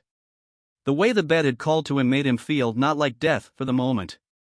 He stood up and stretched. All right, I'm ready. Alburn smiled and said, Great. She exploded, and the room had black holed into another dimension. He woke up in the desert. The land was nothing. Life was dead and nothing seemed to possibly be there. Newt laughed in his head. Well, at least I won't have to get in an argument with anyone, he thought. Thunder roared in the distance and dark clouds covered the distant sky. Lightning struck and the web of it made it all airy. The wind picked up and he stood on top of a sand dune staring over the lay of the land. He imagined he would never see something so magnificent, that if he was in his normal Newt Stevenson form, he might shed a tear. Urgently, a dune buggy flew from one end of the dune to the other. Its engine roared in the air and landed with its shocks being pressed down, with its landing its springs released back to normal. Death stared, and the man driving the cart then made a sharp turn and managed to be pointed directly toward Newt, instantly launching a rocket in Death's general direction. The man seemed to be doing exactly what he intended without remorse. The missile soared past Newt without him flinching. The missile that whizzed past, sounding high-pitched, similar to a whistle. The ring screamed and spiraled with an explosion bubbling the background, causing sand to disperse all around. Death had spun his female companion in a large range of circular motion and mounted gravity, swiping downward to create an opening. The opening dimensioned a side of reality that only he was manageable to pass through, giving him the upper hand to this undesirable notion that he was a target for this lunatic to practice his target locking. He lunged through with the cart being launched on its side. The man covered his face and Newt could only manage to say, "Hey," before he skidded off. Death looked at him hard and instructed him to pull over. The man refused and jumped from his vehicle. Newt had been stunned. He hadn't expected him to be so spontaneous. The buggy smashed into a rock without him realizing it. Death glided to the side, making a perfect landing. Without his knowledge, Newt turned into a fist. His bones reassembled themselves and they fell back into their sockets. He had to pull himself back up after being caught off guard. He wasn't in the mess of a rush, but took his approach to accept he was surprised. His cloak spiked from different ends and his cowl was knocked off his skull. Newt appeared to be about to direct himself back into the fight, his confidence apparent. The man slowly glanced down a barrel. Pain? No, it was light and the wormhole caved in on itself. He was dunked underwater and pulled to the surface, desperate for air. He wasn't hurt, but didn't feel as if he had from a moment ago. Ripped from a carcass, the decay of itself manages to rot away within it. The cycle was dark and everything blacked out and flashed with light repeatedly until he managed to open his eyes. His sockets are dead and cold with despair. Life spirited through him. Cracks slowly pulled back together and his mind came back to where his chapter left off. Turning the page felt dull and his life flashed after he died. He remembered everything and as a skeleton gasped for air without lungs to fill. Engulfed in rage, he looked around seeing no one. Boom! The man glanced over the skeleton. He looked over at him and didn't second guess who or what he was. He was about to leave this part of life behind regardless. He never thought of something not happening and something happening at the same time, but it was all about to come together whether he wanted it to or not. His life wasn't going to be decided by anyone else due to the attachment of the growth. The beginning was done. Ending was happening. He traveled from the east outermost part of the distinct three. His bond with his mother came to and left the same. His children, not strong enough to survive the outage. He drove past the waste and found exactly what he was searching for his entire life. Humankind would thank him for what he was about to become, and that he was here to spend it with the spirit of his dead children giving him more motivation, because he barred the past to search for a better future. The time was dwindling down and the sun practically set. The distant storm drew in and light flashed the remanded light that was servicing the sky. Rain water wasn't healthy to stay under, so he wanted to leave his position before he took in too much. He traveled and due to his buggy being damaged, he would have to manage to take shelter as soon as he possibly could. He jogged off and flipped his device which had a radar attached to the screen. It flickered a couple times before pointing in a direction.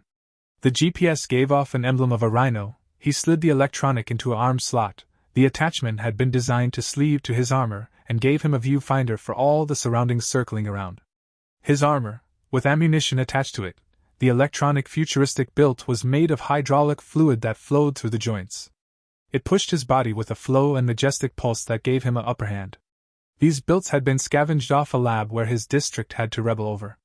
The rage of war rampaged for several days before both sides were too devastated to recover. This man was named Roman Aphrodite. The man fiercely skipped through the dunes and still broke a sweat having to climb 20-foot hills. The wind blew at him hard and he didn't have any more fuel.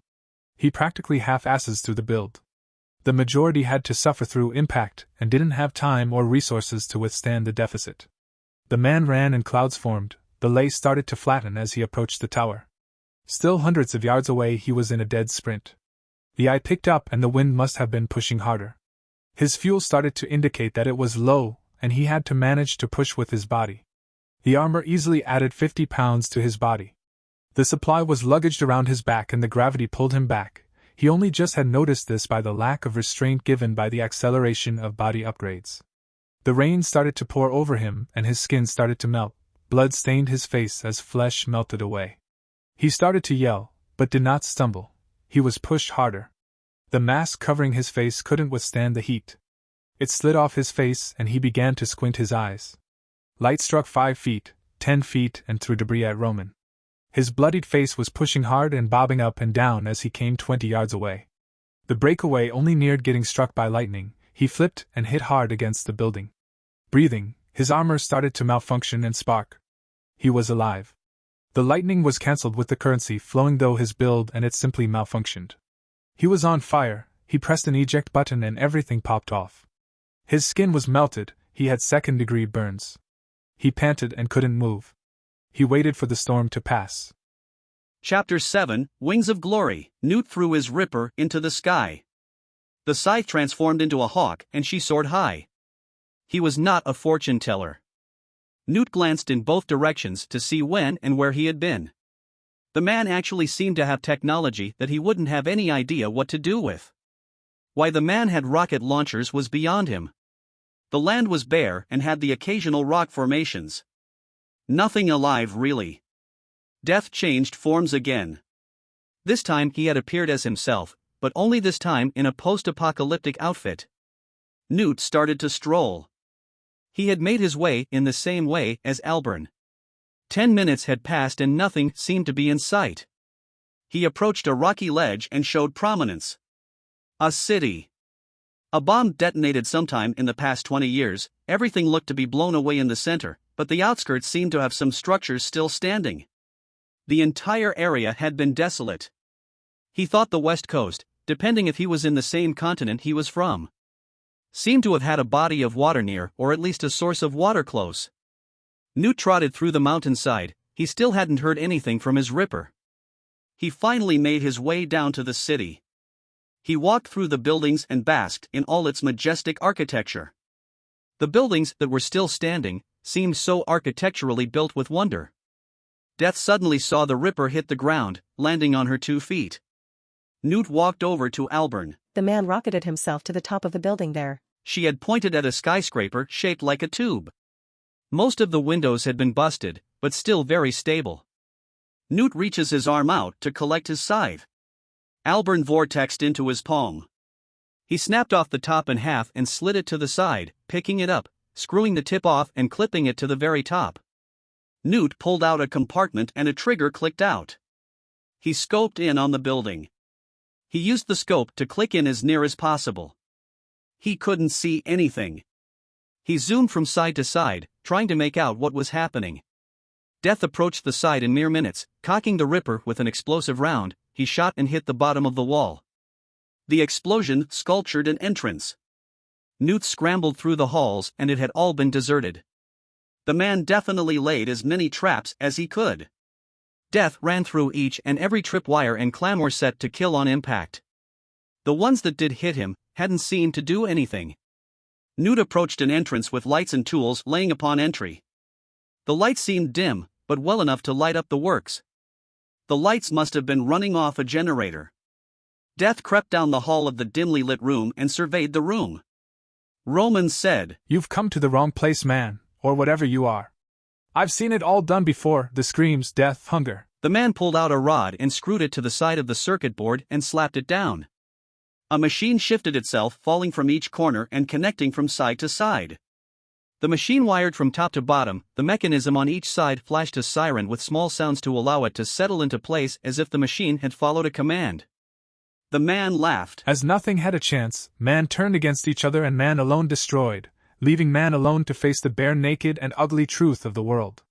The fruits and vegetation had died long ago and man destroyed the fruits given by Mother Earth. The natural food of this world. He shook his head.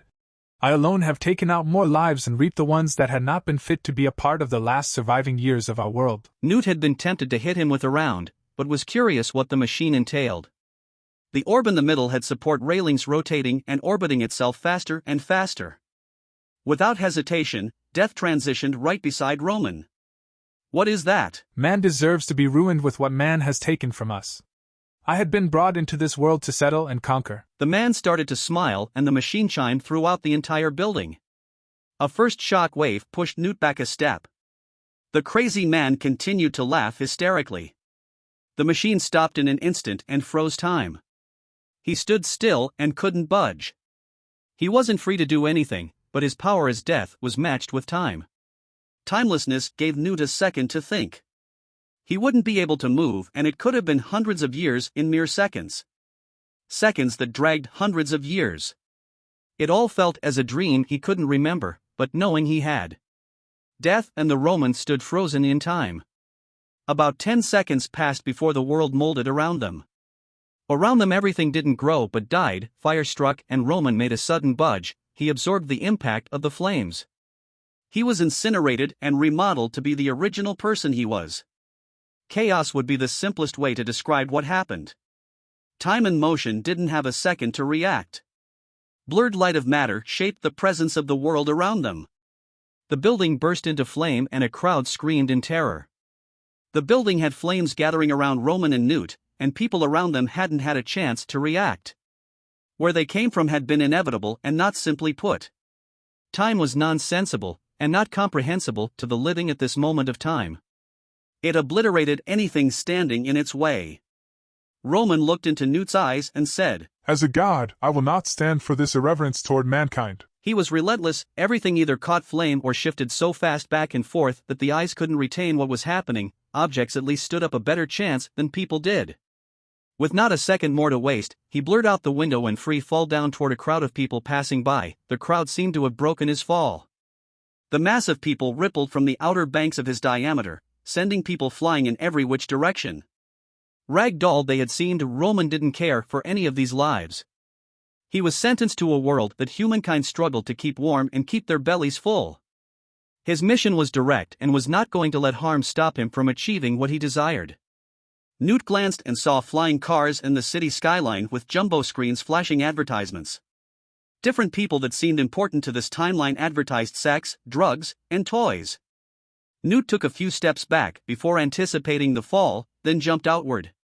He landed down on the bloody stain of people being squished by the celestial being. Everything was infested with lights and graphic art. People did not seem to resemble a human. Men and women looked one. The matter of catching this fiend had been priority number one. The chance of him catching him on foot might have been near to impossible. Newt cast Albern to the ground, turning her into a horse. Mounting her felt nice, brought back a lot of childhood memories, but no time for that, he had a madman to catch. Newt pulled the reins back on her collar and she galloped and pranced past everyone. They rode till they found him. Finding him wasn't difficult, due to the debris left behind his stride. The man was a wrecking ball, and left destruction wherever he passed. The horse halted with Newt holding on tight. She was faster than any horse that he ever rode. Suddenly Roman crossed their faces on a metro system, holding onto the back of a cart, speeding away. The convoy sped faster than any train that Newt had ever seen. The man didn't have to try holding on to it, as if the motion in time seemed normal for this man. Whatever he achieved had been exactly right. The power served him with great benefactors and made Newt unable to keep up with him, let alone able to do anything about his strength or speed. Newt figured that he would be better to just keep on his tail, and to discover where his journey might end. Newt ran right through the horse without taking any force, it fading back into his hands as a scythe. Newt ran toward the metro and waited for the next train to arrive. He figured it would be smart to follow him the same way he left. The outcome would find himself led right into where he hopped off. It couldn't be far and the train seemed to be fast enough. Newt thought it to be a good idea. It was free after all. Death walked through the crowd and hadn't needed to worry about anyone stopping him or asking him for a ticket. The train came to a halt. The doors opened with people pouring out, and being replaced with more people spilling back inside the cabin in a matter of a minute. Death, not having to worry about inanimate objects, he walked through the side wall of the train looking for somewhere to sit. The entire train was filled, but Newt still was able to find a seat. He sat there, and by the time he sat down the bell rang and people started to get out. It took Newt a second, but he stood up. Newt, running, approached the man outside. "Hey, stop. What do you think you're doing?" Without hesitation, the man leaped to the side of a building and started to climb. He dug his hand into each and every concrete cinder block and hoisted himself upward. Newt just stared. "You gotta be shitting me." Newt waited inside the elevator, stopping at several floors before reaching the roof. Each person that got on seemed tired and lifeless. The amount of whatever they were on was too much. He figured they were clones to begin with, but Death figured not to overthink it anyway. Reaching the top, there had been a couple stairs that Newt cursed under his breath at, but managed to pull through it, busting through the door with a mad man on the other side. The wind was blowing hard, there was a beautiful view and everything seemed peaceful. The city roared in sound and everything was too much for Newt's mind to comprehend, but he was here on business. He looked at the man with integrity and said, "You have taken this way too far."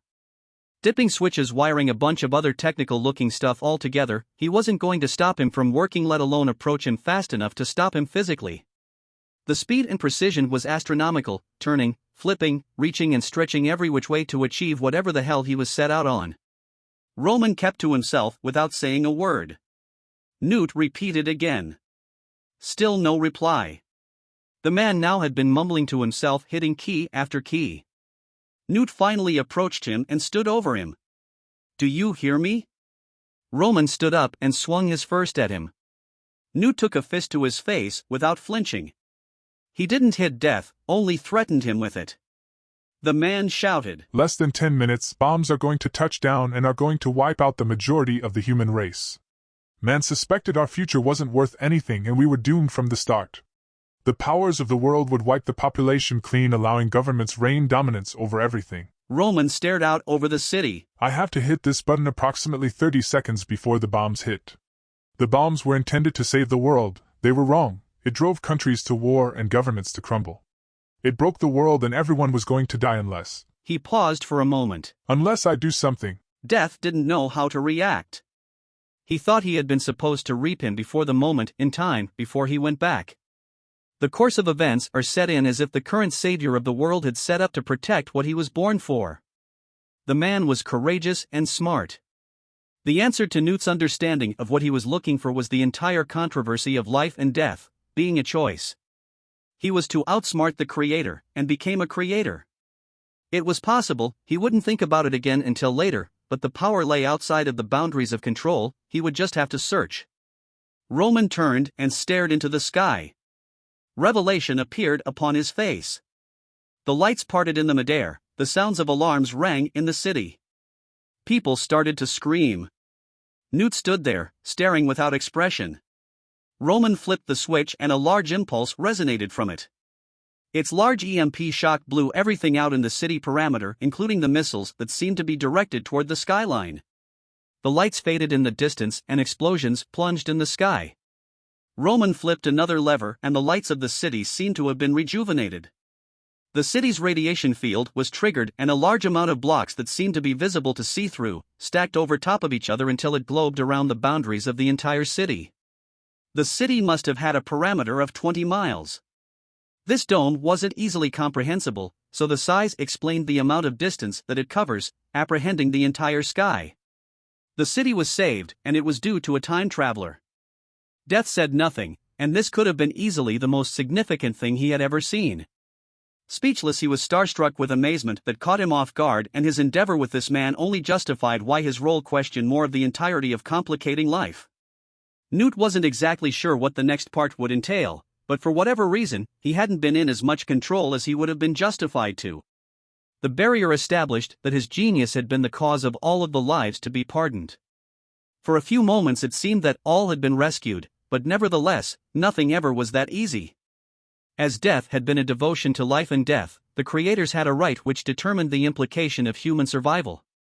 Appearing from one end to the other as in to become one together was instantaneous. The mood changed with Roman's head being ripped clean off, and a light shooting out of a creator's palm to terminate the defense mechanism that kept radiation from becoming mankind's bitter end. It's problems like this that give humans the lack of understanding the power that we have given to them without it being as if they have known it before them.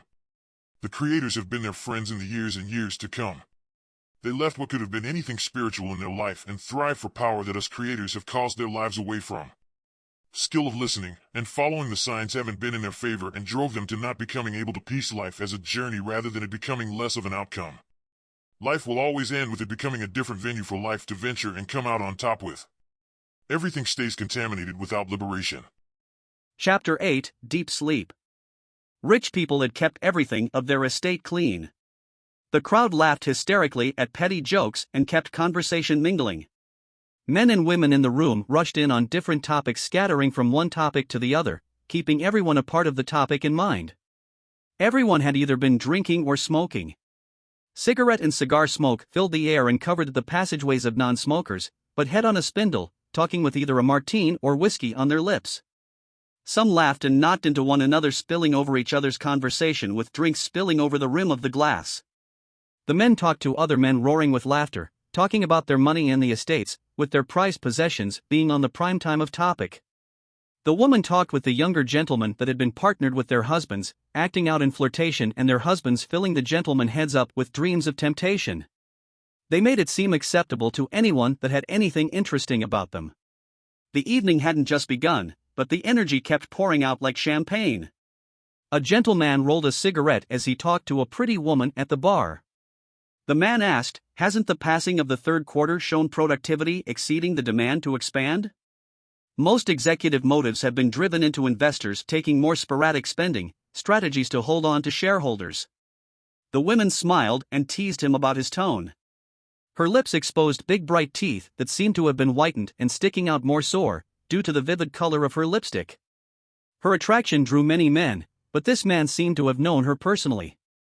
She wasn't a type to hold back on anything without entitlement of her opposition to the establishment.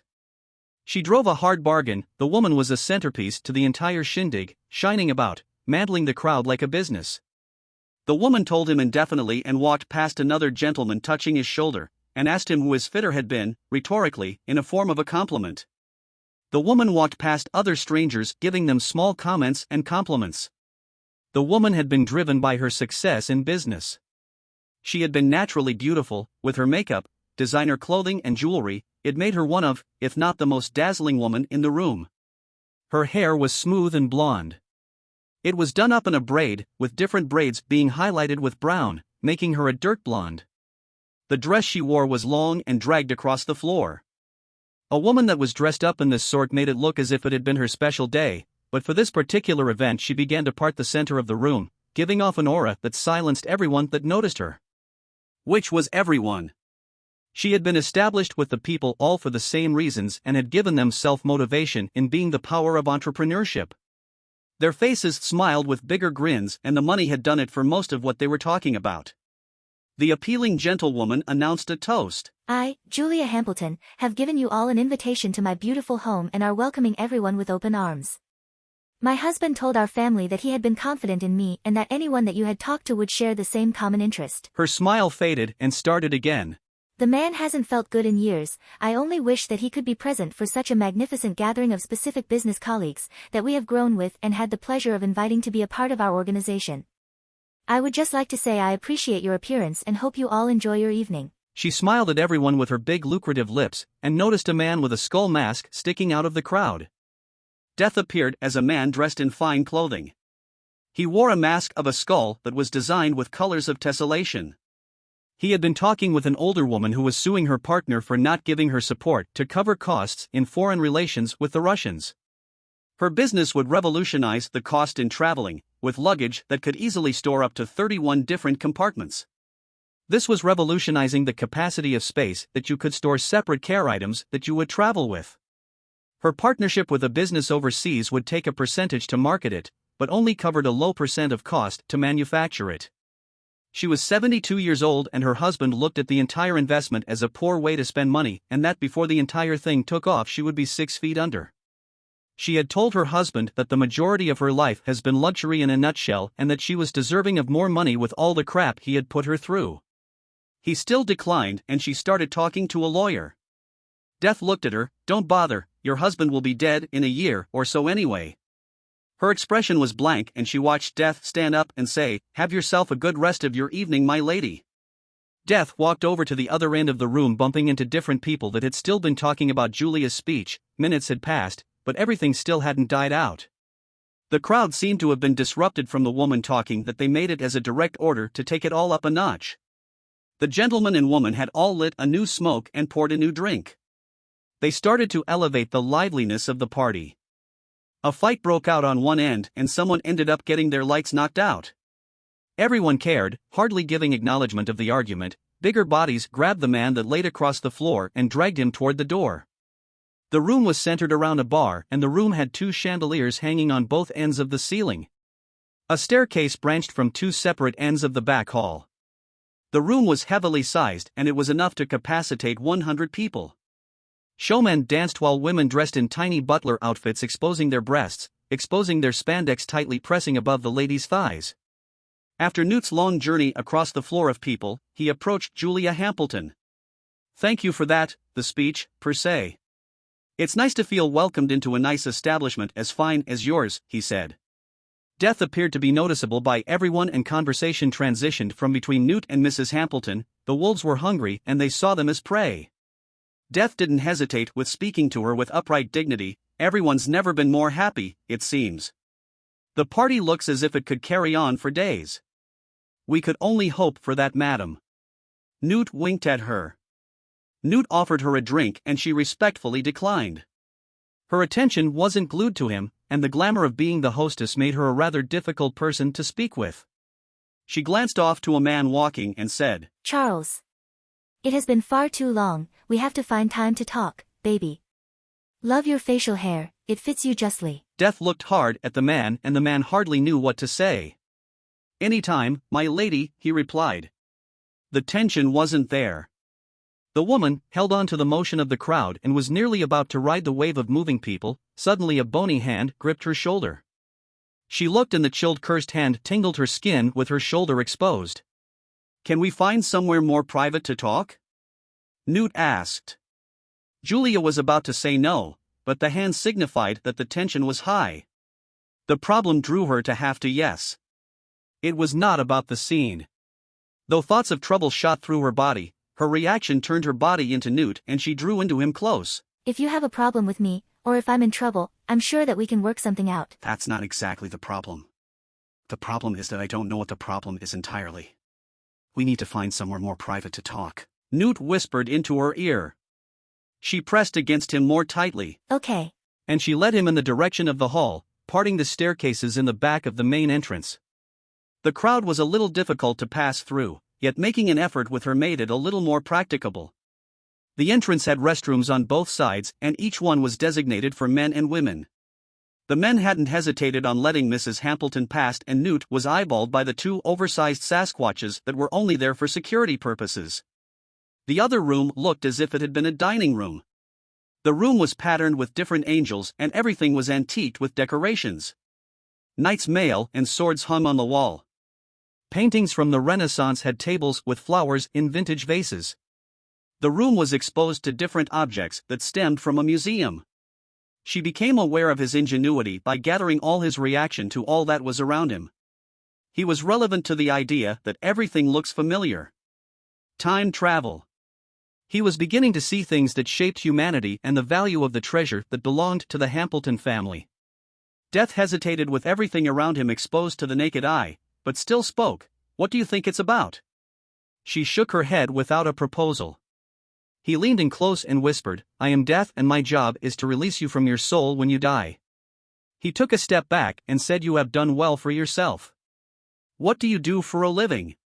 She stuttered with her words saying, "Owns a travel agency." Dying out her last word with silence and stood there with a vacant look.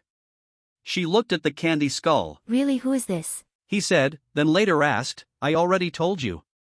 Some type of service, nice. I figured most people take themselves places, people that orchestrate these trips, do they pay well? She hadn't thought he was being serious, as if she thought about her source of income and death at the same time. What do I owe you? She asked with uncertainty in her voice. Nothing. That's not what I was getting at. Only curious about your situation, and how you would be able to afford these things with your type of salary.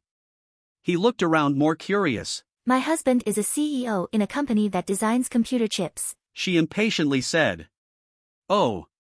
The Hampletons' mansion was big, bigger than most mansions.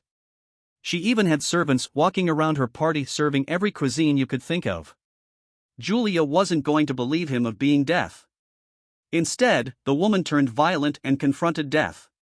Ironic enough, they both looked spicy. She started to walk away. She was fed up with this game of being tricked and started to abandon the idea of there being a death. Newt grabbed her by her arm and asked if she had been feeling well.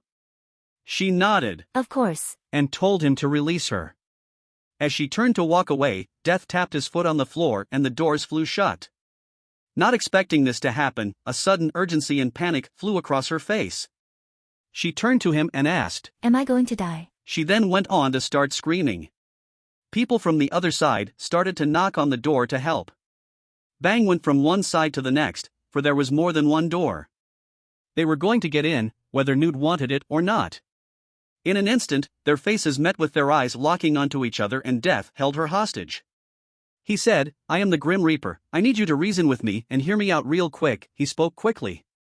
I am sent from all over time to release the souls of the dead and bind with the following people until their death approaches. Are you feeling okay? Have you any reason to believe anyone might be out to get you? Hurt you, possibly? No and no. She replied with demeanor. She was not confused and she was bringing other subjects to mind as if she followed along with the charades. Fast and smooth, she talked about her bodyguard and her stalker. She was certain that things tonight would go with ease without any problem. She imagined the worst possibility that her mother might have something to do with this. The man held himself up tough and didn't have any reason to lie, yet, it felt more of a prank than it being reality. Her mother laughed without any recognition, she wasn't the type to think this would be funny either. Still, Julia thought about all the possible outcomes. Maybe my husband isn't the one that is doing good? Are you sure that I am the one you're here for? That could be it. Newt jumped through the ceiling without any concern of her and dropped straight in on the sickened man laying in his deathbed. The figment of his entirety was left without matter, he passed through the ceiling and floorboards without breaking anything including ripping, pulling, or flustering anything that was made out of material. The woman below started to laugh and cry hysterically. People one by one burst into the room with doors bursting open breaking the hinges. The lights went back to normal, people started to look around. The crowd looked around to see if the culprit was still inside, but Mrs. Hampleton was just staring blankly into the people as if the thought of knowing what to say was to come to her unexpectedly. She was over her head in the understanding and the physicality of the possibilities, and neither logic or sense served as a means of exploration. Spiritual and psychological had positioned itself above her. She was not in the state of mind that could be best to explain any of what she experienced. She looked at everyone with her tears starting to dry, running down her cheek. I apologize everyone. Thank you for coming over and being my guest, but I just got the worst news about my husband. I would love the evening to drag on, but due to my husband's health status, I am obliged to inform everyone that they have to leave the premises. Again, I am sorry. Please take your time gathering your belongings and exit out the way my server points. As everyone walked out, she apologized again and again to every passing individual. She waited for everyone to pass through the door before releasing another gasp that nearly drew more tears. She was strict and gathered her composure soon after. Newt stood behind her staring into those big blue eyes. Still sleek and freshly pressed black suit with a candy skull masking his masculinity, his hair slicked back with too much wax. He stared at her and told her that should be calm now that everyone had left. She had taken off her earrings and indicated he had to wait before she said anything. Julia Hampleton walked into the other room. She wasn't lost in her house and the woman walked with insurance. The masked interloper sat silently without stirring up any more trouble until a few minutes passed by, and she crept back into the room. She came back into the room wearing more casual clothing, still wearing makeup. Mrs. Hambleton reached out to slide a chair in front of Newt, still waiting for an explanation. My husband hadn't been in the best of health these past few years. He has been in bed taking medicine for months. The past stirred him, an accident. He started to get sick and doctors had been trying to help, but haven't been doing anything except handing him pills. It has been hard. I've been doing my best to handle everything including my own success. Newt stood up before approaching a large vase and picked it up. How much? A few grand. Death sat it back on the buffet and slid his bony finger across the wood of the nicely polished countertop. Newt jolted his face at her and said, I believe it's your husband. No. She raised her voice. The man can't, his strength has been taken from him. He has been doing nothing but sleeping or laid in bed. I couldn't bear not being without him. There are ugly parts, but the beautiful side is worth him staying with me. The woman looked desperate. It had seemed she had been neglecting his illness and withholding him to get well. Newt held back on announcing that aloud. Death told her that things always happen for a reason and that most die without other consent. I am not trying to sugarcoat it. Newt said. Tell me about this medication? She paused before speaking. The man indefinitely has caused serious pain to me. Maybe it would be best if he hadn't gotten out of bed. He could stay in bed and think about what he has done to me. She looked guilty and twitched with those last words leaving her lips. How are you supplying the medicine? Newt asked. I managed to have a friend of mine, a doctor, who had been self-medicating him. The medicine won't kill him. She laughed. He's more comfortable this way anyhow. She seemed to try to slip to the side of his view without him noticing. You might not be living like a criminal, but you certainly are one. He had his ripper in his hand now and backed her up a few steps before saying, either I kill you, or you die the all-natural way by lifting that spell you've casted over your husband. She tried to escape death. She wasn't in the position to do anything and she began to throw objects across the room, including the overpriced vase Newt had an eye for earlier. Each object whether missed or broke on impact. None of it mattered and felt all petty to Newt regardless. She backed away as far as she could before crouching down in a fetal position. Help. A man appeared at the door entrance looking at her. What's going on? Nothing, honey, go back to bed. You're not feel okay, remember? She said in awe. Nonsense, I am feeling great. A man came into the room earlier and took my pills and told me that I would start to feel better. He raised a blade over me. I looked up with urgency, but he then said to be cleansed of all the illness and that this is what had perked me right back up. Death wasn't visible, yet his echo trembled throughout her entire head. Tell him! Honey, remember you love me. Right? Of course, love.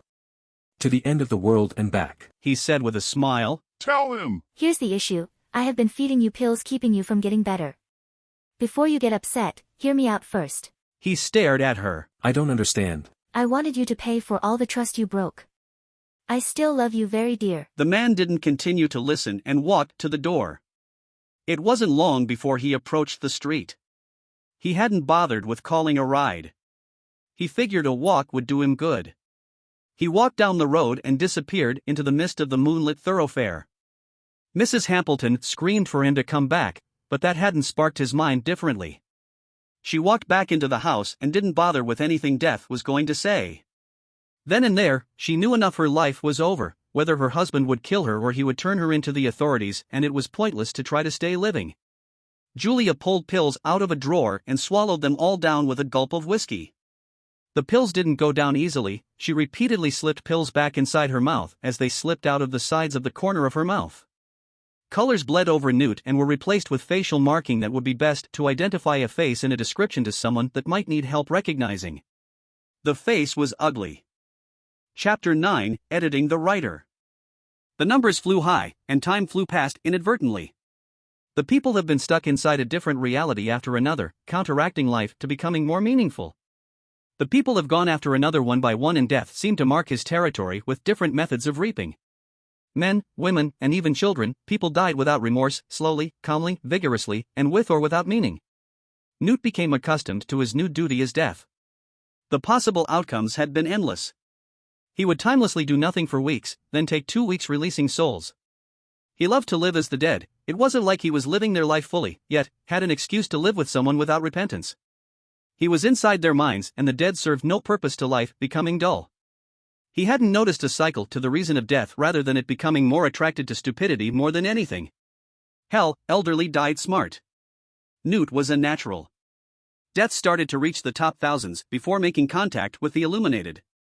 These monstrosities fed off the dead and gave souls relief too. Becoming possessed with their soul, turning into the very soul they devoured. The illuminated fed the weak and powerless and made Newt distinctly having to work harder. They crossed between the myth of demons or monsters. These creatures made themselves seem far-fetched and they had been more natural as living.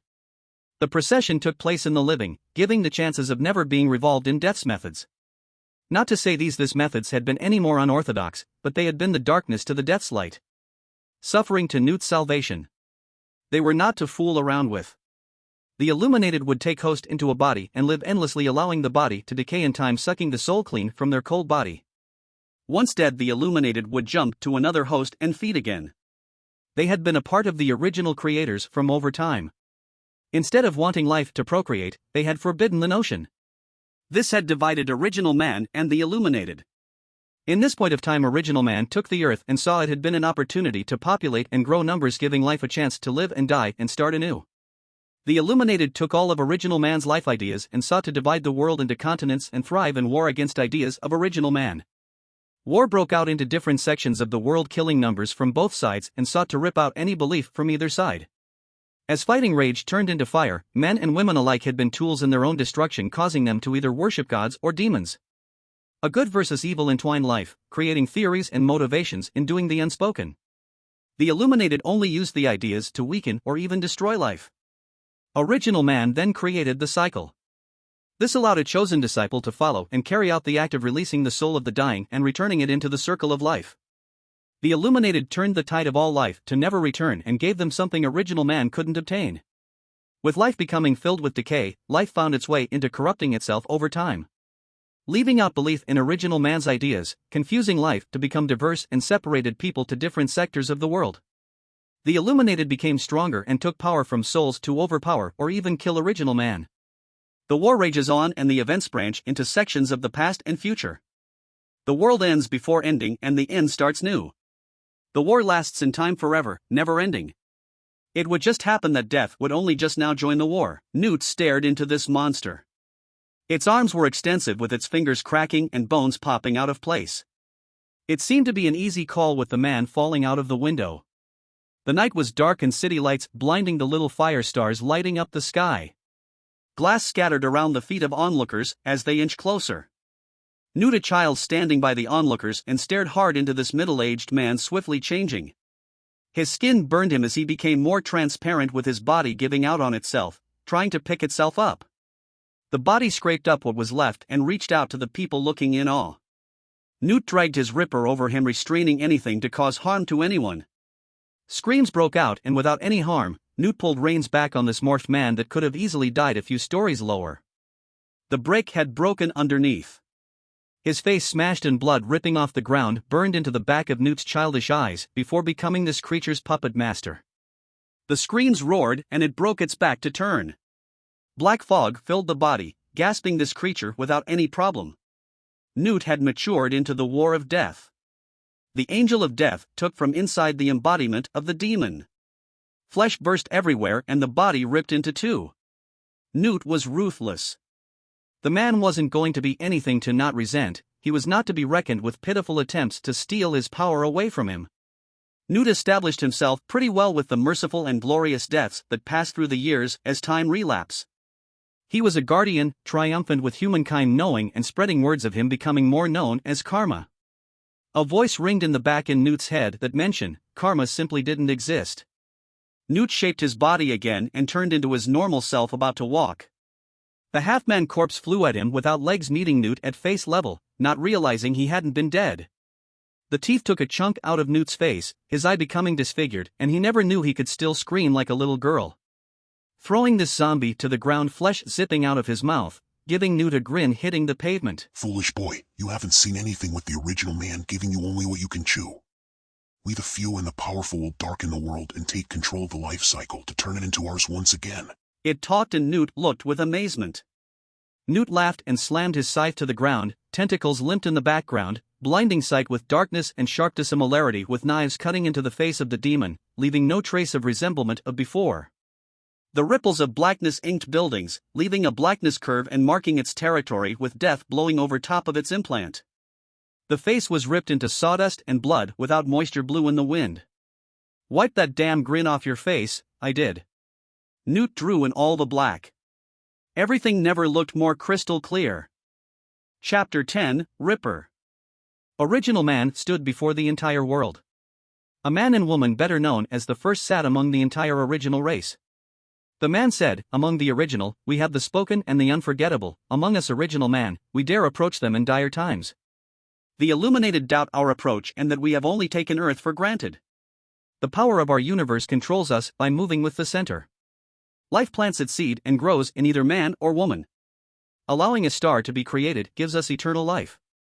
Original man seemed to not have any hair on themselves. They resembled a young person, with age obvious. The maturity stunt at an age not looking too young nor too old. The men seemed to have power in speech and controlled the sections of the world that needed expanding. The women resembled bond and trial anyone in the wrong giving advice as if a plan had always been in motion. The spoken spoke to the men and women of the many divided throughout the land. They had assembled on a beach and stood around each other. The unforgettable whispered into the man's ear leaning close into his back. The nudity had been natural. No need for clothing or anything else because of the smoothness and tone of their perfect shape. Each one resembled a part of the earth as if elements held them together.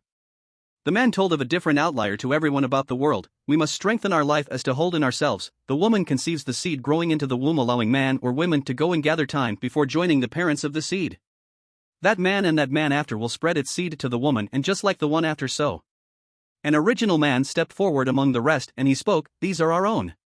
You dare let these things roam our planet without our guidance? They are children, they have to reproduce without our permission. This will ruin us and our beautiful world. The man drew a sword and swung it towards the spoken, you lie and lean away from our original ideas. Dare you fix something that isn't broken? The unforgivable stood and said, our people will watch and gild them how we feel is necessary. The prophecy tells of man taking the world no God has ever reached. Our promises only follow prophecy and the new human race will run wild with different beliefs and hopes. They'll tell us and show us the hardship of everything. Original man that drew the blade started to yell, nonsense, these filthy replicas will end us and you expect me to allow you to be my people? The first illuminated had started a war by flashing the blade of exile, to condemn life of any that hadn't seen fit to be among the gods. The spoken's head was sliced clean off and the illuminated and original man broke out in war throughout the ages. Time was meaningless to them, original and illuminated broke out of reality and clashed with thoughts across the beginning and end. Man had created the first Homo sapiens out of themselves. Original man began with themselves and has evolved throughout the years. The illuminated took advantage of the changing seasons to hide throughout time and give the weather patterns the meaning of war. The summer broke into heat and drove war into its peak. The winter in time kept man driving indoors, keeping the war between them more secretive. The range of the meaning kept a mutual meaning to battle.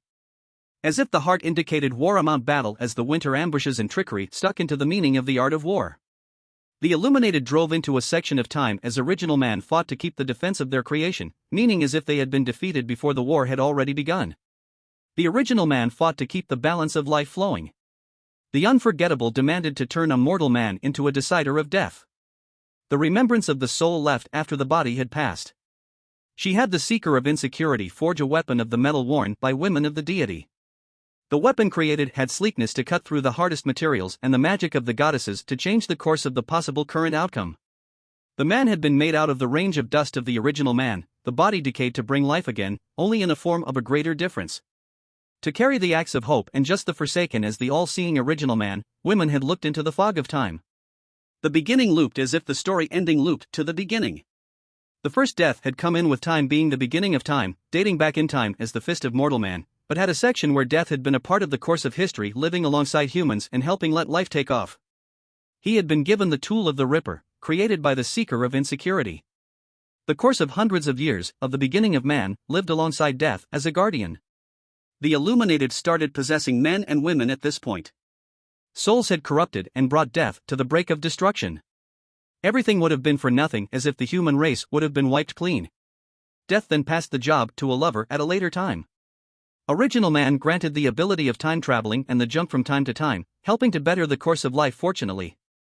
The woman had very negative looks on his and her creation and went into a destructive mode by simply reaping humans in the name of the Illuminated. The power corrupted men and women, so an original man called Kiri devoured the lover of death, giving him strength of the soul she devoured.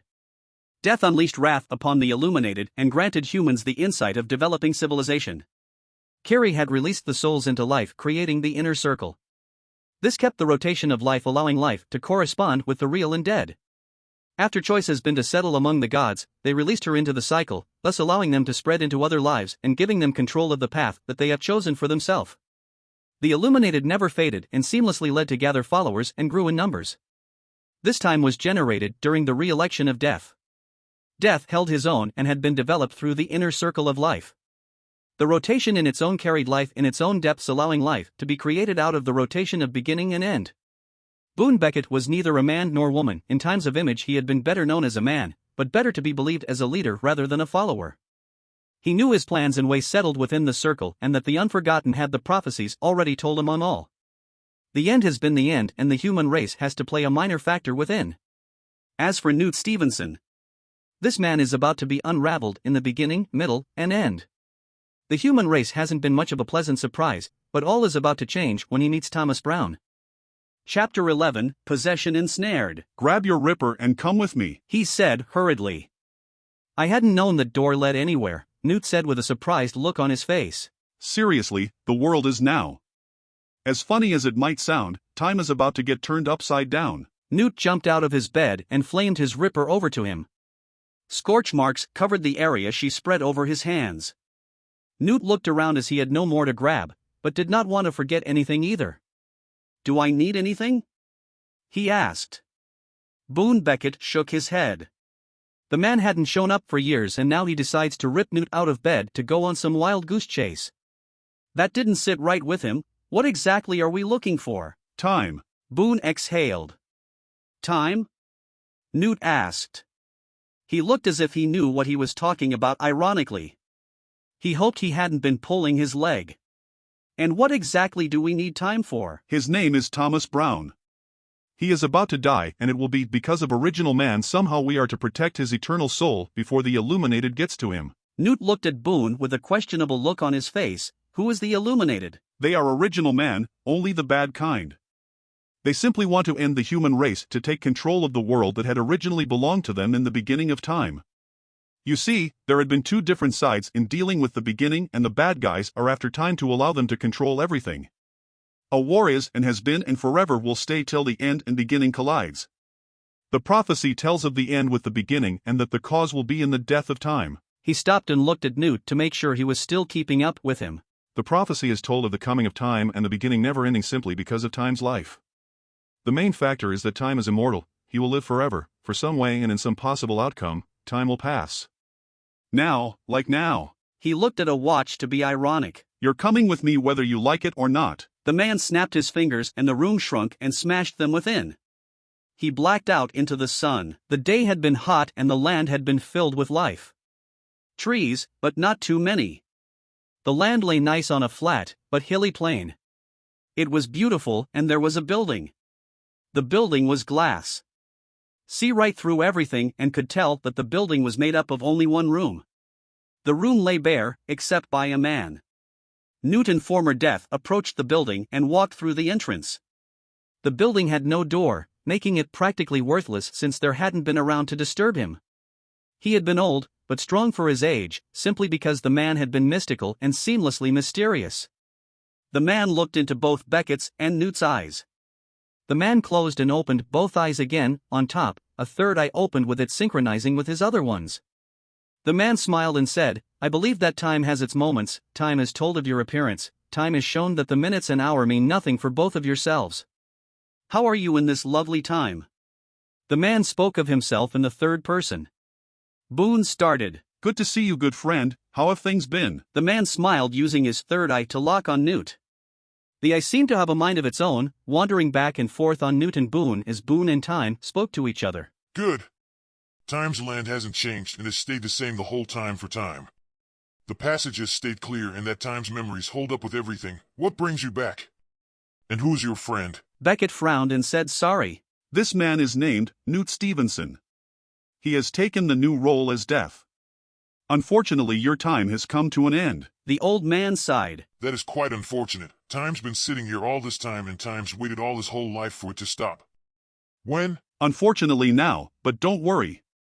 We'll take good care of your soul. He smiled at his friend before tears broke into the sky. Large sharp icicles slashed everything around them, cutting into Time's flesh, breaking everything over them. The infrastructure dissolved around them, neither Newt or Boone flinched. Boone hollered at Newt. Take his soul! Beckett aimed toward the tears in the sky and snapped. The earth rattled and blocks of ground launched into the sky to fire directly at wherever the tears were coming from. Newt touched the old man's dead body, what was left of it, and Newt's body doubled in size. The skin hadn't seemed to be ordinary though, as if death became the exact representation of an original man. Veins and muscles formed over his skeleton and created a muscular skinless bone structure. Power flowed through his arms and legs and gave him godly powers. Light shined off him and the center of the universe flowed through him. He had the power to control everything he desired.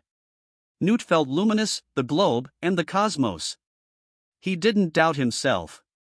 Credence flooded his thoughts. An illuminated dropped out of the sky as if the stars and planets lined up at a particular moment in time and space. An eclipse darkened the sky and covered darkness all around them. Newt, overwhelmed with power, was still trying to pick his feet up from underneath himself. He was heavy and could barely hold himself up, he gasped out with air. A man, about the size as any other original man, yet, seemed larger.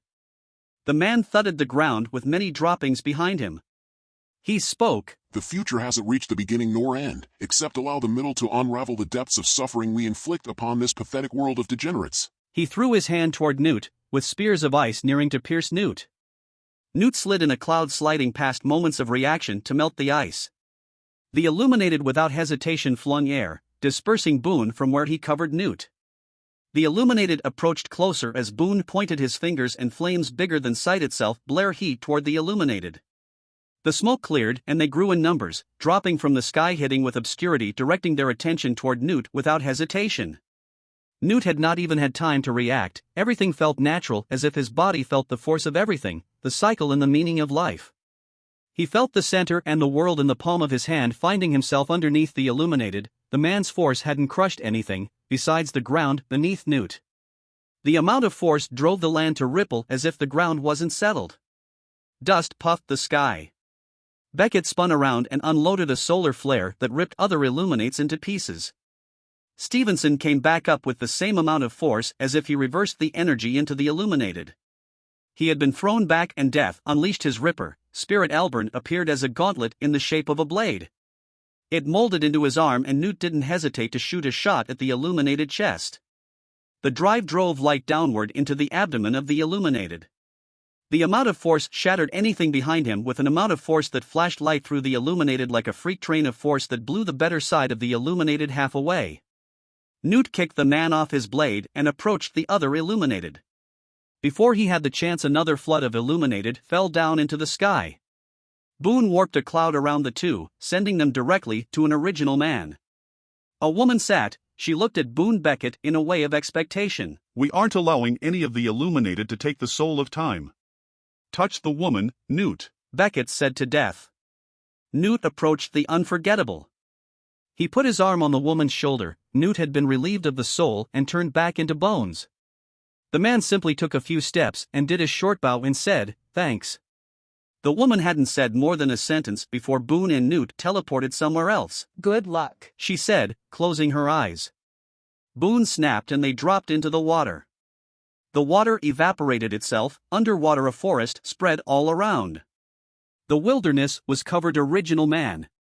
Boone approached the people as in some way they had been welcomed and said, "Welcome to the beginning, we are looking for the first woman to give birth to a man. Her death will be here soon." Chapter 12, Mother of Death. The woman sat in front of everyone as if anyone would expect. They had been tribal. A woman lay atop a pedestal. She was shrined. Worship and marking covered her body along with others that sat atop of the shrine. The original man wrapped around them listening to them speak. One gave a significant shout of great importance. Noon had said anything and it held onto the silence with anticipation. The man unsheathed a dagger. The woman lay in front of the rest of the original. She looked older, she looked wise, and that she held great meaning to the original of the beginning. The tribal priest laid spices over the woman, indicating worship to the vegetation that shielded them from the outside world. She was a sacrifice to the original, and that she met her needs in life to be the first woman to give birth to the creation of mankind. The priest shadowed over her, he had put the dagger to her throat and slid it across. She collapsed. The original man screamed. He looked past everything, through everything. Everything seemed surreal. The cycle flowed through everyone as if he could see when and how they would die. He knew what was and what would be. The flow turned off, power casted his cloak covering his entire body. The tightness suffocated his skeleton. He spoke to Boone and the meaning caressed into a deeper meaning. The way he spoke examined every detail as if the altitude spoke to him, being corrected in the progress of talking. Boone had talked to many of the original, so he had been attuned to talking to someone that had the sight. Amazingly, he watched himself run through everything and watched all to occur and the paths of the ending, and allowing him to get wrapped inside of the prophecy. His mind masters everything to be as if it would always be. The way Newt perceived death didn't seem to be anything of what he could ever assume. He laughed inside his mind, and Boone was standing with awe with the rest of the original man. The original man raised their hands toward the mother of death and praised her loudly. They made a sound that exploded throughout the entire world, and man and woman would feel everything she gave them in time was trifling. With her gone, the beginning would restart. Time was dead and nothing mattered except their chance of becoming new and starting fresh over again. They had the soul of time, and the bond that the mother of death shared with them serviced each other. A ringing in the back of Newt's mind reminded him of the first time he met death. It was just a job, he thought. Thank you for listening.